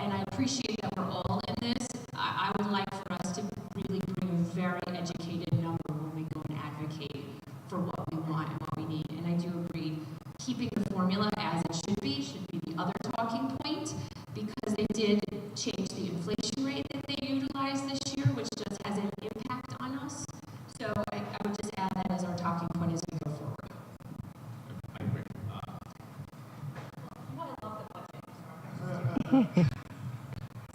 You love everything, not just the budget. Ms. Brooks, go ahead. Thank you. So I have some specific questions. On one of the slides, the 3.9% increase in instructional salaries, that doesn't represent the actual year-to-year salary increase, right? We did negotiate a 3.9%. So what else is going on there that plays into that 3.9%? Sure. So we didn't negotiate a 3.9% increase from salary schedules. There's steps in salary schedules plus whatever the increase is, if it's 2%. So that's why you'll see that there's also certain retirements that are taken into account as well. Thank you. And if you cover this and I missed it, I'm sorry. The interfund transfers, the 75.5%, that's just showing the increase in the transfer to capital? Sure. So in that there's a transfer to the special education fund and there's a transfer to capital. So, but this is actually excluded from the tax cap. So if you were to change this and make it flat, you would you'd still have a large deficit. Okay, I have a few more questions, and then I think we have so on the chart that says that historical portion reserves, these reserves that we have are within the legal limit. That's correct, Okay, yes. so we don't have to worry about, even though that nice, healthy maroon bar is higher, we are legally within our rights. Yes, And that's actually good for our fiscal health. that's correct. And year, and I report to the board on that. And we actually need to grow our reserves still. So it's not that you're overfunded by any means. So we shouldn't be excited about this. No, I think you should be, right. I think you should be aware of it. I'm not a proponent of using reserves, but when you have difficult situations and perhaps costs might go down the following year, then it is advisable to use some of your reserves. Okay, and you made a comment that, I have to be honest, kind of got my hackles up a little bit. You talked about giving it back to the taxpayers. There's something here where you said, I'm going to give it back to the taxpayers, so I'm very literal. And that, I think I know that that doesn't really mean that the taxpayers are getting money back into their Right. bank account and their wallet to go shopping or paying their bills. It means something else, so could you just please elaborate? Yeah, I'm sorry, I'll have to find a different way of saying it. So instead of having a $5.3 million deficit, you would have a $7.3 million deficit. So we're going to use $2 million from the current year's budget to offset the $7.3 million deficit. So we're just kind of rolling it over. It's not additional taxes, but also not going back into the taxpayers' pocket. Not as a check. It's not going into their pocket, Okay. let's say. We don't have to make that many more cuts. Right, and then somewhere along the way, I read that the state is now shifting more of the financial responsibility for paying for special education services onto the school districts. Right. And that has been a shift that has been gradually happening over the years with increasing alarm in terms of what the districts are responsible for. I think in the conversation, whoever goes to the legislators, I think they need to be reminded of the fact that the district is now, all school districts are now responsible for a bigger piece of that. And I'm just wondering if you will be able to give a comparison of what we were, how that shifting has impacted our tax burden. Sure. So I can, that transfer to other funds that's where that money is when I say transfer to special education. So in prior years, we were only spending about like 120,000. This year it's budgeted for 320,000. So it is significantly impacting school district. Thank you. Yeah.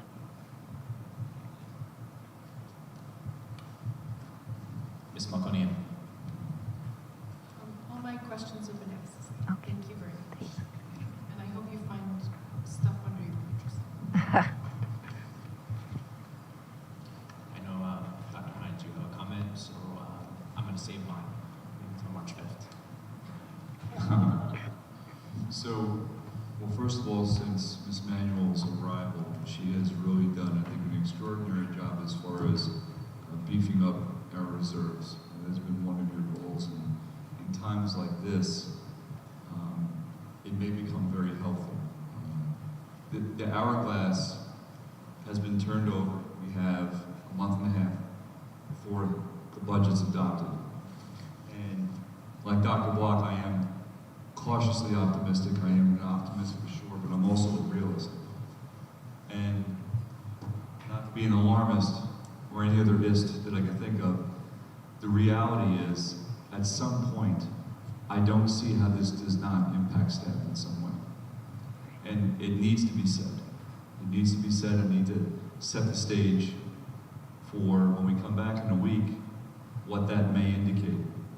I think if our legislators help us, we're not getting $5.3 million. It's just not happening. And I know for a fact that Kathy and Jessica and others in the business office, including myself, have gone through already every single line item within the budget, right? So when we're talking about 5.3 million, it's 5.3 million. And so we're gonna roll up our sleeves, not only over the next week, but certainly over the next few weeks, to make sure, as Ms. Manuel, the way you started, and we're certainly in congruence with this, it has to have the least impact on our students as far as what we're looking to potentially propose as recommendations to the board. This is not an easy number to swallow at all. And like some of us, we have watched other board meetings with other school districts who are really struggling and contending with this. But I can with almost 100% certainty say it's going to be staff at some point. So we need to get that out there to the community and certainly to the staff. And we need to have some hard conversations over the next several days. Thank you. Does anybody else have any questions or comments? Obviously, this is the situation we're in. This is the situation that a lot of school districts are in. If we don't envy you guys for having those hard conversations. We look forward to what you come up with on the 5th. Can I also ask Ms. Manuel, could we also have at, I guess, the next meeting, what we have in reserves, the breakdown? I know you have it in the chart, but if we can have the actual numbers of what we currently have in reserves, Sure. that would be helpful. Thank Yes. you. Yeah. And our debt. Our debt and the expiration schedule that we talked Yes. about. Okay. Let me ask, I'm sure there's a minimum reserve that's required by law, so I would love to see the gap between where we are and what the minimum reserve is. Sure. Remember, Adam, Yeah. we can't necessarily use those reserves for this. Some of it you can, or some of it. Well, part of there's a whole science to using reserves, because if you use the reserve and say you deplete your reserve, we use $5 million. Next year, you're not going to have that money to plug that hole. So you're going to have the 5 million plus another 5 million on top. So that's why I'm cautious to use reserves. Reserves are good if we know TRS. Well, this year TRS just slightly increased. ERS is increasing like over 2%. So if we think ERS is going to decrease next year, we could use more of our ERS reserve this year, so that next year we're not going to have that expenditure. So we have to be careful, but yes. I'm not recommending it, but I want to see what our based on I guess the inflation rate and what we're seeing with our expenses, and where the tax cap has us limited, that this is something that we're going to continue to face now every year at this scale. Now that we're not getting, the last couple of years we were saved by the federal money and then by the state aid. So Right. we really almost had like these blessings the last 4 years. But we're not going to see those like big windfalls moving forward. Yes, and that's what I was discussing with Dr. Dillon from Plainview Old Bethpage. He serves on the executive board of Nassau School Business Officials. And I said, what frightens me is it's not just this year, what's going to happen next year? Because the district has tried to grow programs and really get things to where it needed to be, because you were on austerity a while back, and you're still trying to recover from that. So yes, I think it is a big challenge, and I think something desperately has to be done with the state aid figures. They're using formulas, census information from like 10 years ago, and the amount that they think it costs to educate a student is completely unrealistic. So there's so much that has to be done there, but Could you provide us with that, the more specifics on that prior to the meeting with the legislators? Yeah. sure, Okay.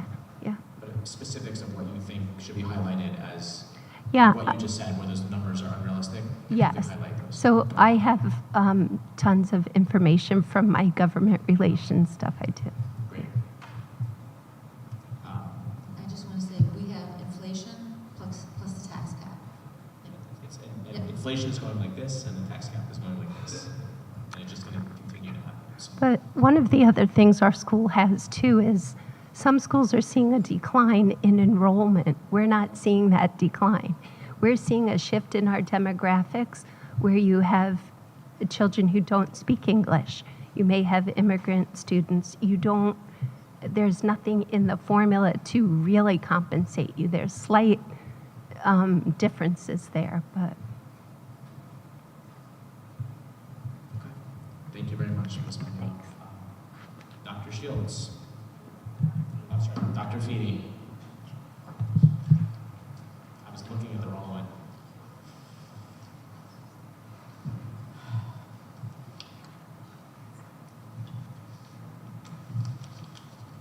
Dr. Feeney is going to give us the highlights of the college admissions conversation from 2 weeks ago's curriculum committee meeting. On the Friday before our February break, we had a college admissions overview presented by our Director of Guidance, Lori Director. That was about a 90-minute presentation with all the Q&As. Ms. Director is going to provide the 2.5-minute preview of that 90-minute meeting and encourage you to view the full presentation online and even review the meeting discussion online as well. Ms. Director. Thank you, Dr. Feeney. Thank you, Dr. Hines, the Board of Education. I'm happy to be here this evening to provide you with a sneak preview of the presentation that was delivered to the Board of Education Curriculum Committee on February 16th, just a short while ago. So now, just to give you a sneak peek, and I hope that this entices you with a QR code right on that first slide, to please go and review the entire presentation. So on the next slide, we have a snapshot of the class of 2023. Woven throughout all of this is the understanding and the knowledge that the Schreiber counselors are integral partners to assisting our students with developing strategies and skills to be successful upon graduation from Schreiber and attaining their post-secondary goals, whether that involves college, career, or employment. And our next slide. Okay. So, Supreme Court decisions, FAFSA complications, test optional, and more. How did these events in the news impact this year's application cycle?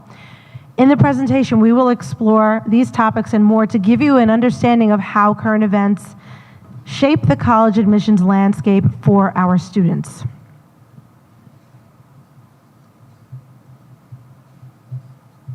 Okay. Standardized tests continue to be a part of the conversation this year. A whole 4 years after COVID caused many schools to drop the requirement. It seemed as though the trend would continue until Dartmouth announced a few short weeks ago that the test requirements would return for the fall of 2025. Now, universities are grappling with the decision to test or not to test. How are Schreiber students prepared to meet these changes? You'll see more on the presentation.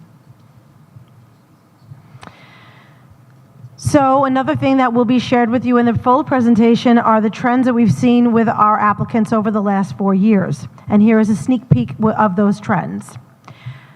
Do they mirror the national statistics? You will have to watch the full presentation to find out. Okay. Here we see Ivy League decisions for the class of 2023. In the full presentation, I provide a comparison to the previous class and even a comparison to a local district. Once again in 2023, as we saw in 2022, many institutions of higher education received applications at rates similar to those record-breaking rates they saw in 2022. And I will also share insight into how we advise applicants to the Ivy League and other selective institutions, again, so our students are prepared with a full picture. Now, these next two slides depict decisions from Tier 1 colleges and universities. Here you will also see how we did versus 2022, and again, that neighboring school district. And if you want to learn more about those comparisons, and line by line, you will see that on the full presentation. So these are our Ivy League admissions for 2024 thus far. It's important to note here that many decisions are still pending, and a complete picture will not be available until early spring. And here is a list of all of the schools that have offered early acceptances to our seniors this year. Keep in mind this list will grow. College visits for our counselors to campus are essential to advising our students. Also in the presentation, you will hear more about the schools that we visit and why these visits are so beneficial to our Schreiber students. Okay. There's so much more to the story than just getting accepted. You'll hear more about Schreiber counselors and how they provide students and strategies, all students with strategies to support them to achieve their post-secondary goals. You'll learn more about our timeline, our programs, the supports we provide, and more. You'll also learn about current department initiatives, including our new post-secondary counselor. Our counselors prepare all students to be college, career, and life-ready upon graduation from Schreiber. Thank you. Thank you very much, Ms. Director, for the idea wasn't for questions, it was just to have them. Sure. Just want to say that Yale recently announced that they're also going to require the SAT. And news from Big Green up at Dartmouth is that there is a contingent of students there who have met with the president of the school, very unhappy that the school is again requiring the SAT or the ACT.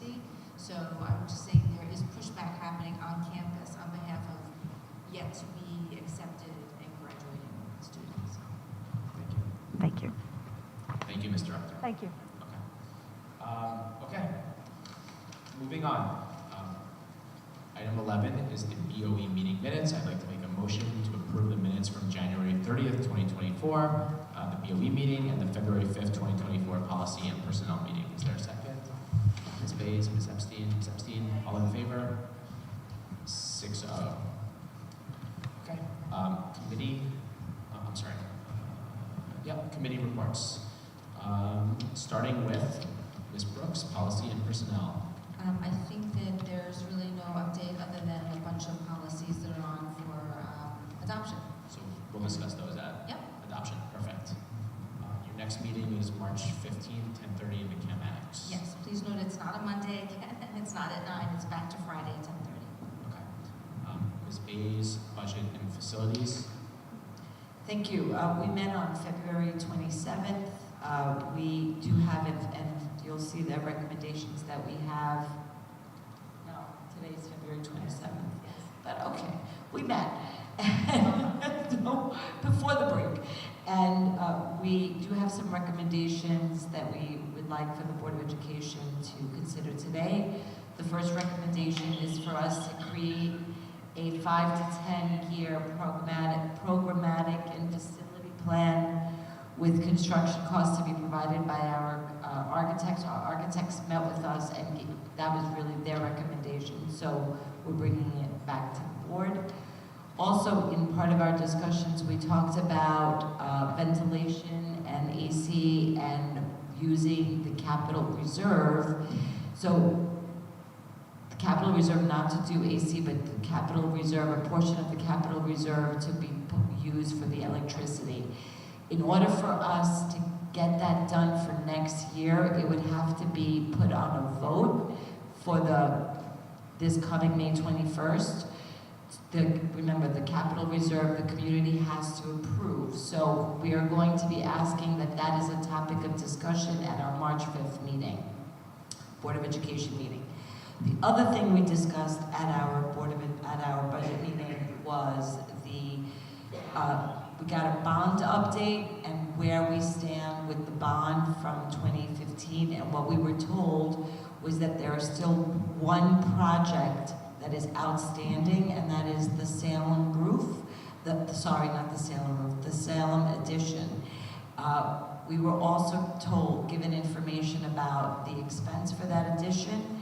So we are going to be asking that we discuss that at our March 5th meeting. We wanted to give a couple of, here at the Board of Education. So at our next Board of Education meeting, which is next week, we're going to be discussing the Salem potential addition.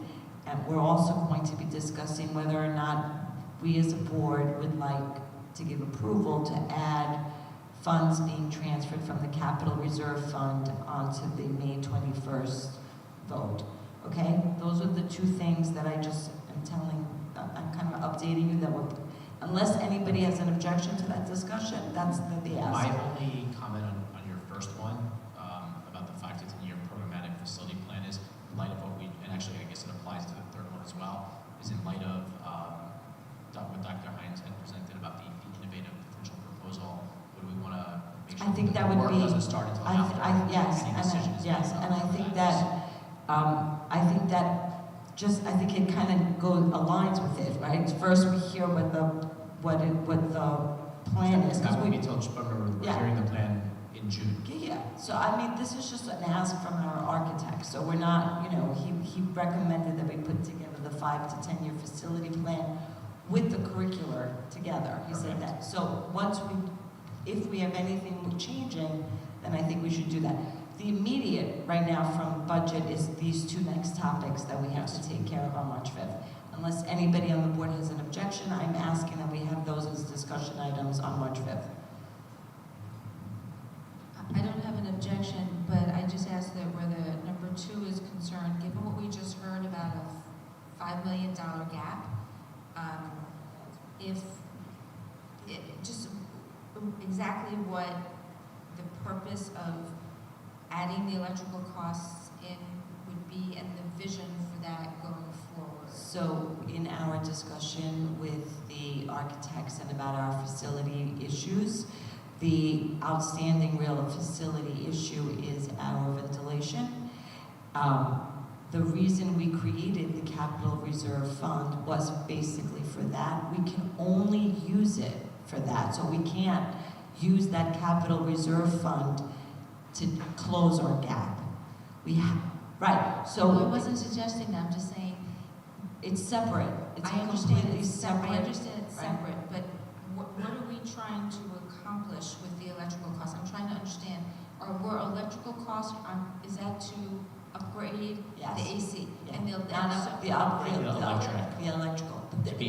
Upgrade the electrical so that we could do the AC. In the future. So I'm just trying to understand. So that wasn't part of, in other words, when we said that we wanted to do the ventilation and the AC units, said that that didn't include upgrading the electric to make sure that was No, possible? it did. So when we set this reserve fund up 2 years ago, we had understood that in order to fully air condition the district, we needed to first upgrade the power coming to each building and the power distribution in the building, and then the distribution to the classrooms, and then start with the air conditionings. We knew that that total number was like in excess of $60 million, at least with that approach.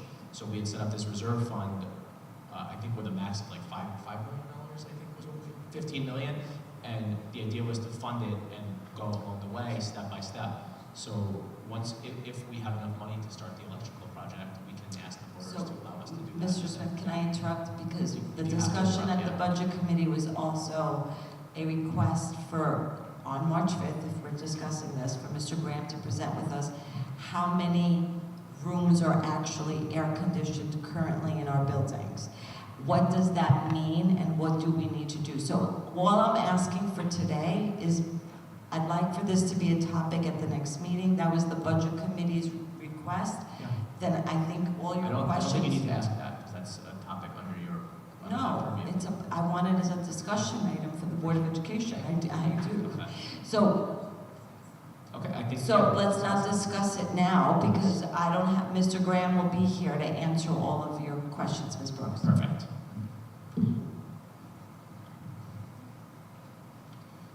Okay, thank you. Oh, and our next meeting, although it says it's March 18th, we are hoping to move it to March 11th. The committee is available, we just need to make sure, Ms. Manuel, we can move it to March 11th. Okay. Ms. Maloney, curriculum. Well, I'll say thank you to Ms. Director for doing my report for me. Thank you very much, Ms. Director. So you can see we had a very detailed discussion of our admissions results for the year, and included in that conversation as well was, for anybody who's interested, is plans and future goals, which I think our committee is always really wanting to be discussing as well, not just presentations, but supporting, this board supporting where the departments want to go. So I think that's always a focus that we should be paying attention to. The future, the next meeting is Friday, I always get this wrong now, March 8th at 10:30, and we will be discussing AI in the classroom. Thank you. Ms. Epstein, Audit Committee.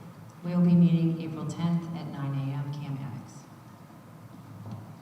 The Emergency Preparedness Committee did meet, I don't remember the date, but it was the Thursday before break, to review a security incident that had happened at Guggenheim with law enforcement involved, and the committee met to discuss interagency cooperation, and the overall feedback was that it was very good. Okay, moving on to our consent agenda. At this point, before I go ahead with the consent agenda, I want to point out that there was a request from Ms. Melkonian to have a discussion about item 13.3.2, which is contracts for kids' educational services and PBS consulting and psychological resources. So we wanted to pull those and have a conversation, some questions about them prior to voting on the consent agenda. So Dr. Mitchell would be able to answer. I know Nancy would be able to answer those questions. So, okay, Dr. Allen. Okay.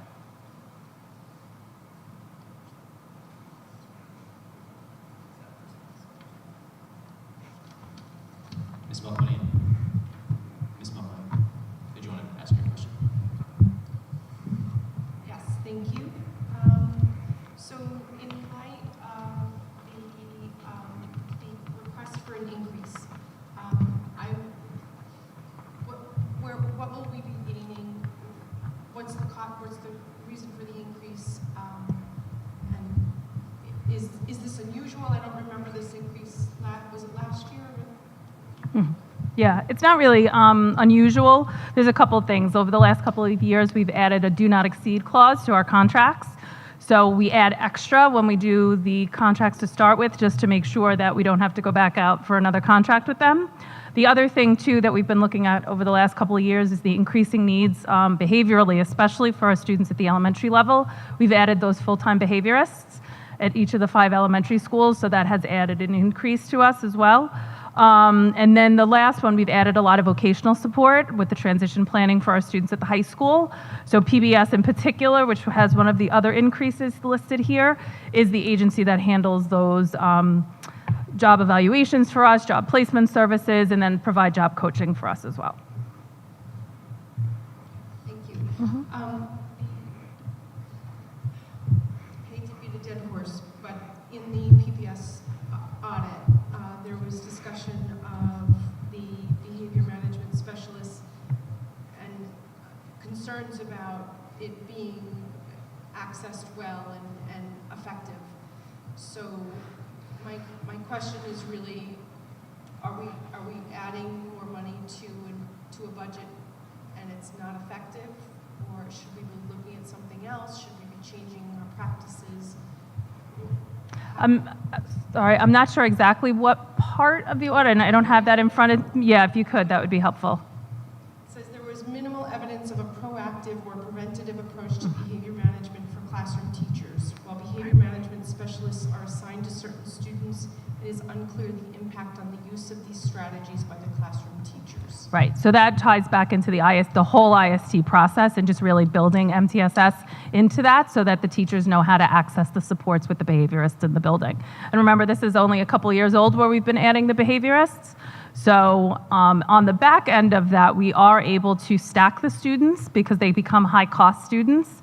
And we do get funds back. So there is a little money in the contract that we're paying out, but we're also able to stack them and get money in return because they're high-cost students for certain situations. But that part of it ties mostly to the IST and the MTSS process in the buildings that I want to work on. Okay. Piggybacking off of that, in light of like the budget conversation that we just had, this brings to light that we have several like multi-million-dollar contracts, or I guess they add up to become this is I think $2 million worth of contract between these two vendors. Do you regularly shop these vendors? Can we look at ways of getting this through BOCES that's more aidable? Like, are there other ways to skin this cat that aren't going to cost us $2 million? So BOCES doesn't provide the support. And one of the things that I do with any of our contracts is I keep multiple agencies. That enables me to kind of say, well, they're only charging this much. Why do you want to charge me this much? So instead of putting all of the eggs in one basket, I'm able to and that's with across the board, OT, PT, behaviorists, parent trainers, that multi-contract enables us to do that. So, Dr. Allen, as far as students that we are returning to the district from out-of-district placements, is that calculated to what's happening with some of these increases? Sure, just going for the elementary students, we've definitely been able to keep more students in district than we would have in the past. But we need to provide the supports to them here as well. Over the last several years, we're down pretty significantly in our number of students in out-of-district placements. So I can provide more information on that. So just in line now, just because not about this contract, but just now thinking, would it be cost beneficial for us to have our own behaviorists and our own OT staff? Like, would it cost, kind of in line with the way we've talked about in transportation, right? That when we buy our own buses and have our own drivers, it's actually saving us money on the runs.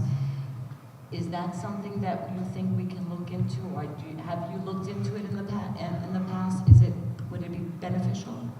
There's pros and cons to both. I have looked into it. In some situations, it's a slight savings. In some situations, it's not. It depends upon how much staff you need, because then you have to talk about benefits and things like that. In other situations, then there's an additional supervisory component. Right now, I don't oversee OTs and PTs. If I have a problem with them, I call the agency, and the agency takes care of them.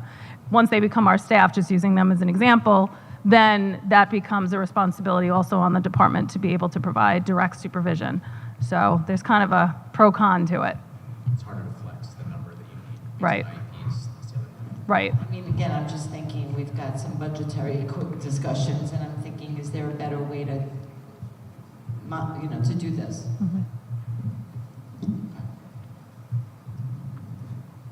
just want to put it in line with my comment earlier about the rising costs. So this is a contractual lease for kids educational. It's an extra $300,000, and for PBS, it's an extra $150,000.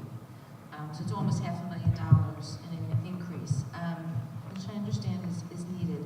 Is there, maybe just for a future thought, is there any way to go through a family's insurance or governmental supplemental insurance or Medicare or Medicaid or any, well, not the one for the 65-year-olds, but is there any other way to fund these types of, I don't want to say benefits, but I don't know So, what this is. Thank you. We actually do bill Medicaid when we can. There are certain services that, because of a student's disability, and if they are Medicaid eligible, we are able to bill for those services and get a level of reimbursement for that. So we do that when we can. Dr. Allen, roughly speaking, when we talk about stacking, because I think many of us are not familiar with that term and what that implies. I mean, ballpark, how much do you think we get back based on stacking if, for say, any traditional service, percentage? Percentage-wise, it's going to vary depending upon the service, if it's in public, all that kind of stuff. Yeah. But we get a decent amount back, 20 to 30%, right? And that's important, I think, for the board to consider. So when you see an overall expenditure, next year we should have some return because of that stacking that takes place. Correct. Please explain what stacking is. Sure. I don't remember exactly what STACK stands for, but it's basically our way of being able to get the money that we're due back from the state for providing certain special education services. So for a student, I used the phrase before, high-cost student, if there's a student above a certain threshold that we're paying into their services, we're allowed to say and enter information into the system and get about 20 to 30% back from the state for those expenditures. Students that go to BOCES, private schools, things like that, we can stack them and also get a percentage of money back, so that the entire burden isn't on the district, but to Ms. Brooks' point before, they are changing those percentages. You know, it used to be 40 to 50%, now it's more like 20 to 30% over the course of time. Thank you, Dr. Allen. Okay. Anybody else have anything to follow this up? Should I leave those in for the motion? Okay. I'd like to make a motion to approve items 13.1.1 through 13.6.1A. Just double checking that number. Yeah, it's 13.1A. Yeah. Give it a second. Ms. Epstein, all in favor? Six up. Great. So the consent agenda is approved with a thank you to Hearts for their donation to the Curtains Up program and to the Manor Haven PTA for their donation to fund the Sunshine Yoga Club. Okay. So I had mentioned in remarks a couple of months ago that the board would be considering an extension to the superintendent's contract, and that it would be appearing most likely on the February or March agenda. I'm sure those of you who are in the audience have already seen that it does appear on today's agenda, but we wanted to pull this out and do it as an individual resolution. So the Board of Education has offered the superintendent a contract renewal. It is a completely flat renewal of the contract. It is literally just his previous renewal. With the dates changed, there are no changes to the contract or the terms of the contract. It is literally a in-kind extension with additional dates. The board and I think the superintendent are both pleased with this arrangement. As we've all seen, there's a tremendous amount of initiatives that the district has been undergoing the last couple of years. A lot of that was obviously slowed down by COVID and other excitement that we've had in the district. But I think that we're on a really good track, and the board is extremely excited to see the budget problems notwithstanding, which I'm sure one way or another we're going to solve and get through and continue to grow and continue being an excellent school district. So with that, I would like to make a motion for item 14 to approve item 14.1, which is the employment agreement for Dr. Michael J. Hines. Do I have a second? Dr. Block, all in favor? 6-0. Congratulations, Dr. Hines. We have you for another 5 years. Please do. Well, You stuck with me for 5 more years, everybody. But in all seriousness, aside from the honor of being a spouse and a father, there is no higher calling, I believe, than serving a community and students. So it is really, I'm humbled and it's a privilege. So thank you to the board and thank you to this wonderful community. Much appreciated. And thank you. Does anybody want to say anything? No. Good. Moving on to item 15, which is policy. We have a lot of policies on for approval today. I am going to pull a couple of them, which I think we need to take a separate vote on, which is 300, accountability, which is connected to 310, evaluation of school board operational procedures. Those, I think we had discussed, Ms. Brooks, at the prior meeting, but it wasn't clear to me that the Board of Education necessarily wanted to proceed with those. I don't think there was any significant update at the policy meeting either, so I'm not sure how those, I'm sorry if anyone can agree, I'm not sure how those had ended up back for approval. I know I, for one, and I've stated this previously, I don't necessarily think that this is a policy that we need, so I'd like to open it up to the board, because I personally don't think we need to vote for this. I think Dr. Block wanted to say something. So I actually was confused as well, because I think at the last meeting, we did discuss this, and although I don't have an objection for there being a policy, I thought we were going to have a discussion at development to further get into how we felt about it, because it's picking a rubric, picking a rubric, and then maybe taking it. So that's how I thought we left it. I didn't know that we were going to adoption the way it is now. I also was a little confused why this was on. So I think I'm proposing that we pull it. Let's just, instead of having a discussion, I'm proposing that we pull it, and we have, when is our development? In March? So we put it as a topic in development, that we come up with the... If we want to. Right, discuss it in development, and if that's the case, then we can bring it back. I just want to refresh everybody's memory. So I remember, and I was just told about this just before this meeting, otherwise I would have looked this up and tried to find it. But I had a whole slew of one day at a prior board meeting about, do we want to have board evaluations? And then the answer was yes, and so it went into committee, and we used the NISPA template. And then the next step was, we need to select a rubric, and what do we want that rubric to look like? And I had posted, right, it was, I don't know if it was last, I can't remember when it was, but that was the next step. And after we approve the board evaluation policy, for us to actually select the rubric by which we would self-evaluate. And that the accountability policy went in on that. I don't have any skin in the game. You know, I went with what I thought was the majority of the board here saying, we want to do board self-evaluation. We even had the discussion about, what does NISPA say, right? Like, Well, I think you had reported that, but I think that there was, to me, it was still a conversation that the board wanted. I think Dr. Block had said that the board gets evaluated every year on May 21st, right? Or something along those lines. So the board doesn't get. There are only certain trustees who are for re-election. But effectively, right now it's 3 trustees who are going to be evaluated, and the others are enrolling. So I really don't get evaluated this year by the public. The next year I will. That's.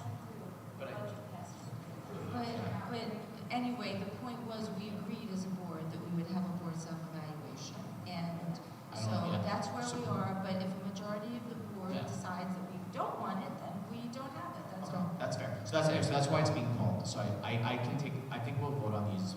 Let's just vote on these, I guess, one by one. So I'll put, I'd like to make a motion to approve. I'm sorry, just to be very clear. So for 300 and 310, are we tabling them to March 15th after our development? I was going to just take a motion. Or you're just the going to easiest way vote? is to take a motion.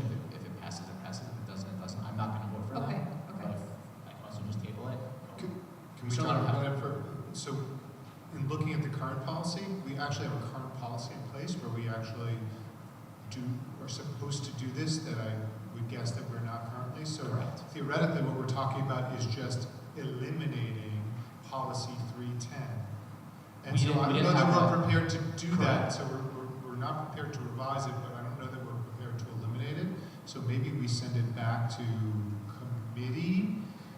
Well, that's what we kind of did last time, and that's where we ended up. It didn't I think we should discuss in development how we'll evaluate ourselves, and then we can come back out of that, and we would have to have a public any conversation about changing the policy would have to be done in public. So, but I think in development, we can talk about the concept of how. Because if we do nothing, there still is a policy that requires self-evaluation. It's very vague. Yeah. It's very vague, but it feels like we want to take some kind of action on this, whether it's to be more aggressive and having a formal evaluation, or to eliminate the requirement, because or some of us believe that elections are that form of evaluation. Yeah. So we Can we please just table it? That's fine. Like, I don't think. But I was gonna take a vote in order to table it. It didn't pass to actually table. But who would like to table it? Just say me if you want to table it. No, I'll table it. Okay, so it's gonna be tabled then. Just so you know, I cannot table it. That's why I wanted to take a vote. But yes, Ms. Maloney, it doesn't matter. Yeah. Okay. Great. So after development. Fantastic. Okay. So the remaining policies are 4420, class size. Let's discuss 4420 before vote. I'm just going to read them, and then, yeah. Policy 4850, animal dissections in schools. Policy 8130, spot 2, which is workplace violence prevention. And policy 9520, spot 6, which is the rights of employees to express breast milk in the workplace. So I do think that 4420 class size does merit conversation. I have some comments about it, but Ms. Bays, since you hold it first, I'll let you go first. So I would just like, I know that we heard from the PPWTA today, and we heard from them at the last meeting, and I don't think it was discussed in the policy committee meeting. The comments about whether or not the class size, the numbers, are what we as a school board and a school district believe are the proper numbers. Was it discussed? It was discussed. Dr. Shields actively participated in the conversation, and Dr. Hines actively participated in the conversation, and the committee actually asked for the sense of Dr. Shields and Dr. Hines in guiding this decision. We also talked about what do we do when we don't have any more room in the buildings. Right, so we discussed the actual numbers. Yes. Okay. As a On more than committee. one occasion. And then it came back to the Board of Education on whether or not the Board of Education agrees, I guess, with the numbers. Well, it's in the policy. Right, so if policy we was vote up on. for first read. And the regulation that that was referenced today with the optimum class size, is that different than what's in the policy? The regulation will be up to Dr. Hines and his team. Right, I know that, but I'm asking, is optimum? It was referenced today about optimum, and is it different? I didn't look it up. Well, there's maximum. Oh, thank you, Dr. policy. Shields. Dr. Shields.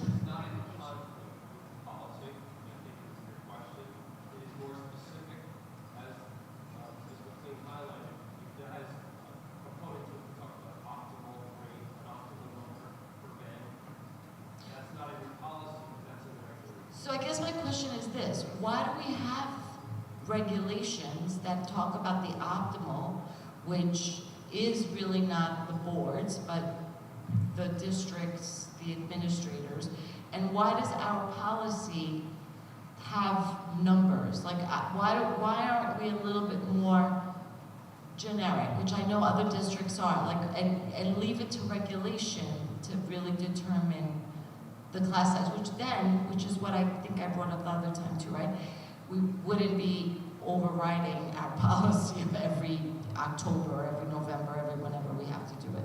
As Ms. Epstein well knows, this also was discussed and also was asked of Dr. Shields and Dr. Hines. Why do we have these numbers, and do these numbers help? And as I recall, please correct me if I'm wrong, the answer was it helps the teachers in understanding and the administrators in understanding what the confines of the classroom need to look like in terms of, was it okay to have 13 students? Is it okay to have 21 students? And to provide a guideline. If I'm wrong, please tell me. That was my recollection. So can I just add, but that part of the conversation really took place during the community comments. and then never went back for like, this is where it gets a little confusing, right? We had a very robust conversation during community comments in that policy meeting with a lot of questions and a lot of discussion, but I don't know that a recommendation was made by the committee, other than, I guess, I'm hearing you say the recommendation is that the policy was drafted. And I guess then the next point is it should be made clear to the board that these were the talking points that were discussed at the meeting, and these are the trigger points, so to speak, right? This is how, and I know we had this discussion to some degree at the meeting, but I don't know that we ever came to a resolution or brought it fully to the board, right? A lot happens at the committee meetings and it is discussed. I just don't know if it comes to the full board. I don't know what the full board's opinion is.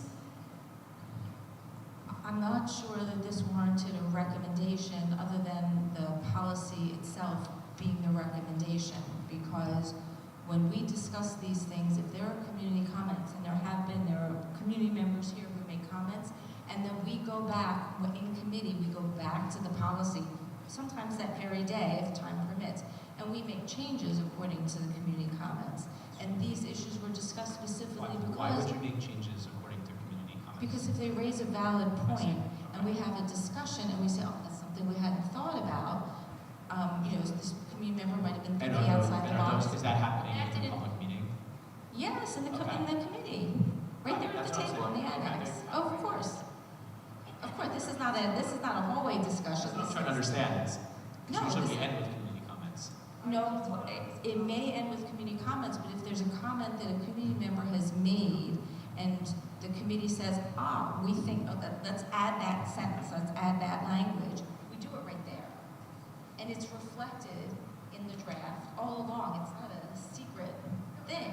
It's not a secret thing. So, and we actually discussed the numbers specifically because Ms. McLean had raised the issue once, twice, or maybe 3 times. And so we were sure to address that in the committee meeting. Are these numbers necessary? Do they help? Should we change them? So forth and so on. And so when you talk about a recommendation, the policy itself is the recommendation. So we were, I don't really understand. It's not as, I don't understand what kind of a recommendation you're looking for other than when I come back and say, and now we need to pick a rubric. Like, so the committee recommends this rubric, something completely outside the norm of the policy itself. So I'm stuck because I just don't understand how procedurally this policy, it should be any different than how we do any other policy. I think what's challenging about this particular policy is that there was a lot of discussion at the meeting that happened during community comments.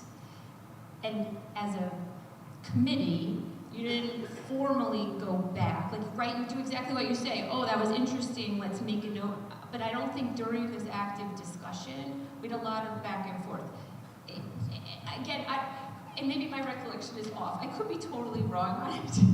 I just think today we heard some questions. I guess the question that's being asked is, do we feel as a board we want to make any changes to the numbers? Whether we want to incorporate optimum numbers into the policy, whether we want to take numbers out, whether we're happy with it and we want to adopt it or not adopt it. I guess that's the question for the board, right? We had been talking about whether to move the numbers from the regulation into the policy, or from the policy into the regulation. That was all discussed, right? And it wasn't really the committee.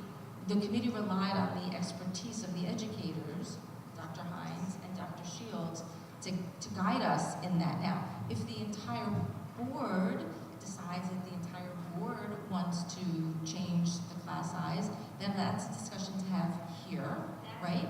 And based on, I think, the reality of how many classrooms we have, how many students we have, the budget, like that's stuff that has to be with the administration and Dr. Hines. And in light of the conversation we had today.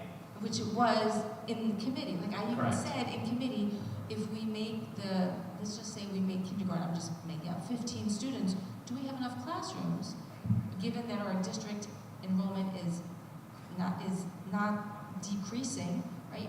Where do we put those students? it's nice that we have outdoor classrooms, so we're not putting them in, like, you know, I don't mean to be facetious, but You're exactly there's a right. very realistic component, structurally, physically, facility-wise to this. So we had all of those conversations.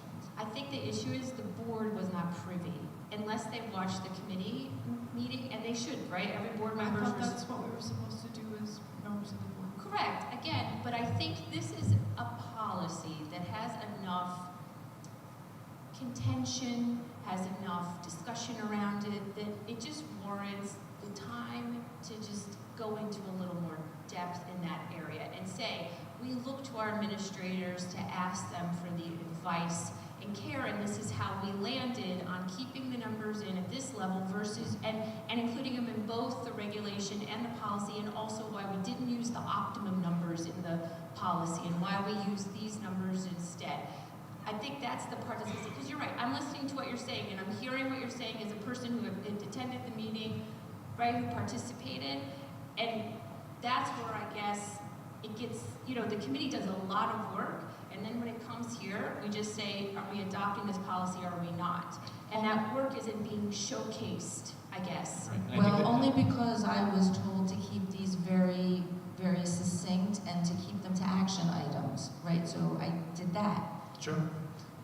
Look, I think this one is touchy because it's like it raises to the point of, you know, we have people speaking at the podium about the policy, and obviously not many policies get that level of attention. So And it's a change very it. right. So look, I think at the end of the day, the class sizes in this are not changing from what they were before.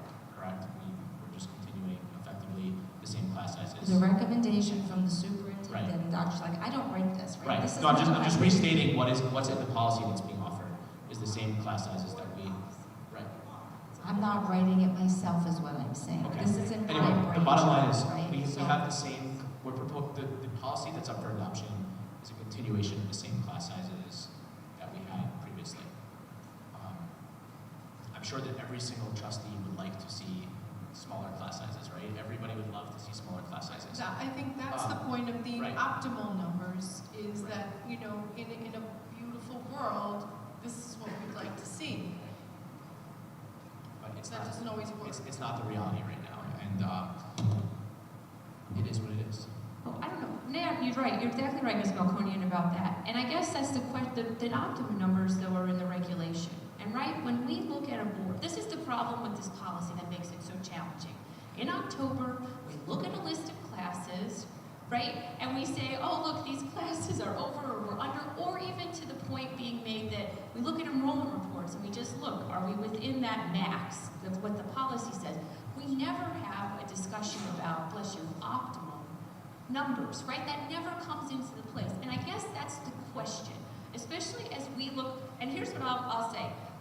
The policy can be reviewed anytime in any place. And I guess, Dr. Hines, as you've put forth to us your innovative proposal to look at how we're delivering education and structure and things, I would assume you are taking this into account looking forward, and I would hope so that we don't have to be met with these meetings in October. And even though justifications were included in the policy to help kind of manage some of this, we find ourselves looking at those optimum rates versus looking at saying, oh, we're just at 30, it's over or it's under, right? Because that doesn't look like we're delivering good education. It just looks like we're looking at a number. Yeah, I would agree. I think the challenge with this policy, it's such an anomaly in some ways, is that the loop really wasn't closed because of the way that it took place. It's a lot of work went into this policy, a lot of discussion, certainly between Shields and myself after the policy committee met several times about this. I think it is a worthy conversation to have with the board, with everyone having a conversation. I don't know if tonight's the night to do it, but I do think, though, it's important because you're right. It's like the iceberg, like 80%, 90% of it, you're not seeing all the work that took place. And it's worthy of a discussion because this does impact a lot of the things that we do within the classroom. So if the board would consider us, for the board actually, having a conversation very soon, shortly, to discuss what went into this and then what your thoughts are. What are your thoughts about that? I actually would tell you, I would adopt this policy for the very virtue of fact of the work that went into it, and the fact that there were justifications in place that were supposed to help us. I'd like to see it run through practice, and I'd like to see it incorporated in what you're trying to do, because I don't think that work should be put to law. I don't think it's for naught, but I don't think we should just not look at the class size policy again. So that's my opinion. I know it's just one, but I agree with you, and I went to all these meetings. I agree. I think a lot of the work is done. We should adopt it tonight, and it needs to be an ongoing conversation. And I don't know if it happens this spring or next fall, but it's something that needs to be considered. And again, in light of the budget gap, it's probably not the time to have the conversation. It's the truth. And one of the things that we had discussed, that actually Ms. Epstein brought up, was kind of the futility of having a policy like this where we're always approving the over-unders. And we talked about, well, of course, because by November, we have students who are already enrolled, and even if we were to approve it in September, we have students who are already enrolled, we have schedules that are already made. If we now suddenly cancel, you know, the 30 or 40 or 50 classes at the high school, when we went through we had all of these conversations. I invite everybody to watch the video. It was probably the most intellectual, academic, practical conversation we've had about a policy in a very long time. And look, I don't look at it as having thrown the work away. I just want to have a very clear understanding of what is expected of the committee and the process and the procedure, because that was all followed this time. So I'm just a little confused. But if the board decides not to adopt it, then, you know, it's majority rules. I want to say, I do think the committee did the work. I'm not saying that, please don't think I said that. I do think, and the process on this one, I think was just weird, right? There was a lot of discussion. It's just an interesting policy. Okay, so Ms. Bays has to say something, and then we're I do, and you can take a vote. I'm just going to say that there is no way, in light of our discussion this evening with regards to the budget, that we could lower the class size numbers. However, I will be voting no, because I don't believe, and I said this before, we should have class size numbers in the policy. I believe it's a regulation. I believe it should be the optimal class size, and that's up to the administrators. Here we are saying that the policy is being written based on the administrator's recommendation. The policy is the Board of Education's policy. The Board of Education should have a policy that says we strive to have the lowest possible class size and deliver the best possible education, blah, blah, blah. Not the specific numbers. That's how I feel. I said it in the beginning when we had this conversation. I am not voting no because I think we should have a lower class size, but I'm voting no because I think it belongs only in regulation. So go ahead, take your vote. Okay. I'd like to make a motion to approve policy 4420 on class size. All in favor?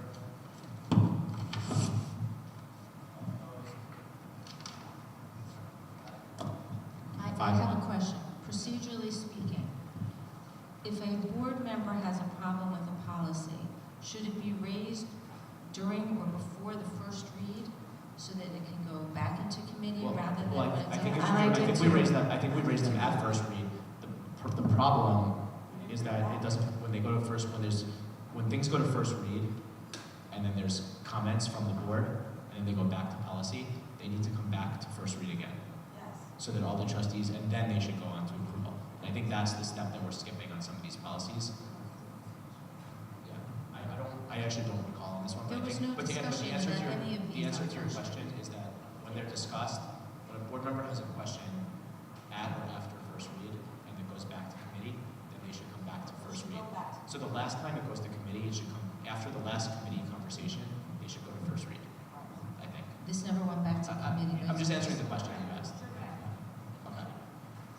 Okay. Great. I'd like to make a motion to approve policy 4850, animal dissections in schools, policy 8130.2, workplace violence prevention, and policy 9520.6, the rights of employees to express breast milk in the workplace. Do I have a second? Ms. Bays, all in favor? 6-0. Okay. Yep. It's right here. We have the following policies up for a first read. Policy 1925, interpreters for hearing impaired parents and guardians, and policy 8140, unsafe school transfer choice. Is there any discussion about those policies for first read? No. So those can move to. Yes, and I just want to say that these are both required by law, so that the community understands unsafe school transfer choice is required by law. It doesn't mean that we have any issues in our buildings, but it's required by law. So. Thank you, Ms. Burns. Next is BOE calendar. Just for context, we created a proposed BOE calendar for next year. We did hear from one board trustee that she had some conflicts with some of the dates. I did discuss with her that we would approve it as is and see what the board looks like next year. At that time, some of those dates are going to change anyway. So at least we have a skeleton of it. And she did state that she could probably make changes to accommodate this calendar. So I'd like to make a motion to approve item 16.1, which is the 2024-2025 BOE meeting calendar. Is there a second? Ms. Epstein, all in favor? 6-0. The calendar is approved. Going to old business, we have 3 community comments questions, all of which are going to be answered by Dr. Hines. The first is regarding anti-Semitism, Holocaust education, and the swastika issue at Weber. So the first question is, why is Holocaust not taught until middle school? And I can tell you right now, it is taught at the middle school.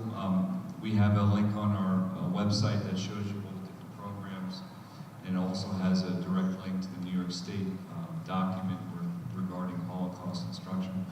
We are looking to begin more direct instruction at the elementary level. We're in the stages of discussing that right now, working with some potential organizations as well. As far as the other question, how are students in schools addressing anti-Semitism? I can tell you across the board again, if you go to the website, you'll see all the different things that we have not only rolled out, but will augment and upgrade as far as addressing these concerns. I want to thank our building principals, most notably at Schreiber and at Weber, and the openness of our elementary principals to expand what we're doing. We're taking this incredibly seriously. And the last question is, what does zero tolerance mean dealing with students in the school setting? And I've said this a few times. Not sure if I ever said it in this potential setting. Whenever the police are involved, we certainly communicate to the community as far as what takes place. As far as consequences concerned, and I know we spoke about the code of conduct, whenever we find out who the perpetrator is, who the student is, it's an automatic superintendent's hearing. And there's a whole legal proceeding as far as what that entails. I don't need to get into the details right now, but it's a very serious offense. And so again, we take that very seriously. Regarding the audit for Generation Ready, I know for questions 2 and 3, Dr. Allen is going to briefly address those questions. Okay, thank you, Dr. Hines. So for question 2 was about the audit from Generation Ready. Will there be access to the information in its original format? And once received, will the community have opportunity to engage with Generation Ready? The audit is posted on our PPS page on the website. So if you go in there, you click on PPS, there'll be a link to the actual audit. Any parent that has a question, please reach out to me, and depending upon what kinds of questions we can either do some sort of forum or speak with the auditor again. In terms of question 3, again about the audit, to what extent was mental health and wellness, including school psychologists and nurses, assessed in the Generation Ready audit? If not, when can we see a comprehensive assessment for these areas and needs for mental health services for staff and students? So our school psychologists, social workers, nurses, and school counselors were all part of the school focus groups.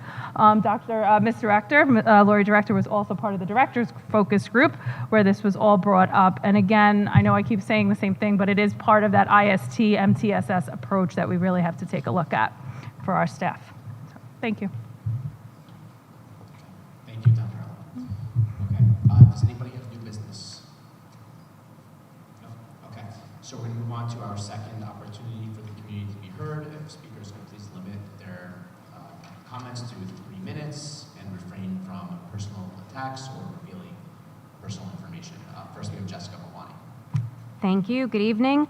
I mentioned this at the last Budget and Facilities Committee meeting before we had received this very bleak budget outlook, and I think it's worth noting again tonight in light of the challenges our district now faces. There are very easy opportunities for grassroots community advocacy through nonpartisan organizations like the New York State PTA, that's nyspta.org. You go to advocacy, take action campaigns, and NYSPA, the New York State School Boards Association, which is NYSPA, nyssba.org, advocacy and grassroots advocacy. Their websites offer forums that allow us as community members to oppose the governor's proposed changes, advocate for the needs of Port Washington students, and provide insight into the dire impacts our community will experience under the current proposal. These form letters can be emailed to all of our elected officials at once with a single click. They can be sent as pre-filled letters, or they can be personalized to include your own points about the impacts to our children and to our unique community. I ask that the Board of Education make its legislative talking points accessible to the community as soon as possible for parents, school staff, and anyone else who cares about high-quality public education and the continued growth of our district to use in customizing their messages to our elected officials. The easier we can make advocacy for the community, the louder we are likely to be. There is power in numbers, and I hope everyone in this room, watching online, or following these discussions over the next few weeks will seize the opportunity to advocate for all Port Washington kids. Thank you.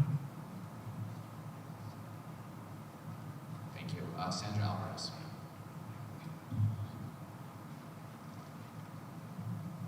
Sandra Alvarez, parent of two. So I have two questions, one question, one comment. One question is for the capital reserve. I know that the ventilation will be part of the capital reserve. My question would be the potential, well, the definite increase in utilities for these additions. What fund does that come from? My comment would be, so we did get the presentation on the budget today, and 5.7 million was the gap that was mentioned as far as needing, I believe, you can correct me, 5.3, I'm getting faces. 5.3 is the gap that needs to be looked at. And during that presentation, and it was listed in that presentation, said minimal student impact. And I think both, I could be wrong, but it sounded like that was the case by the cabinet. I'm confused on the discussion after the fact on how our most vulnerable students were discussed in the same topic with special education. So while the report's going to be given and recommendations are going to be given in 2 weeks as far as what that gap might look like and where those cuts might look like, I would really look at all trustees of why we're discussing special education when no suggestions had been given yet, no recommendations had been given yet, but in the same topic, it was discussed. It was also discussed in a non-related budget discussion as far as when the contracts were brought up to still discuss about how we can maybe skin it or whatever comments were made about the services that your most vulnerable students need in this district. There was a presentation at one point, I believe we're at around 800, I thought it was 800. There was a comment about 1,000 students who receives in district, not just your out-of-district students who you also have an obligation to, but the in-district students who receive services in some capacity. So I really would hope that the board considers that we really think about our questions in the same topic of when gaps are discussed. Thank you.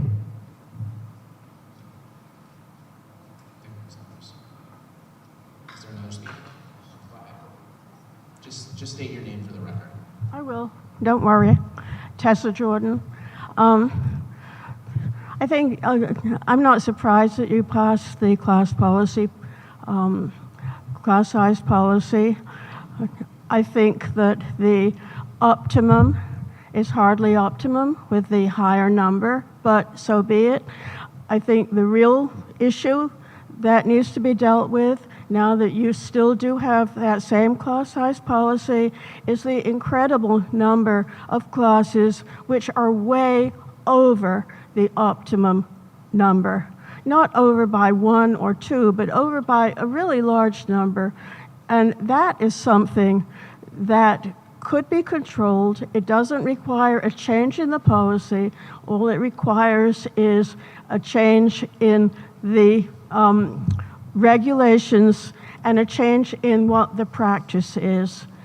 And if we want an optimum district, the class size should be much, much closer. All of the class sizes should be much closer to what we consider now the optimum.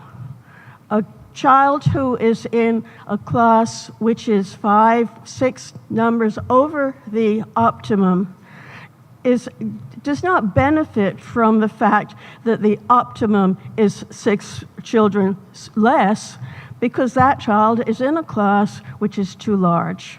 So I would really be happy to see next year, come October, where the board is given a much shorter list of classes which are way over the optimum.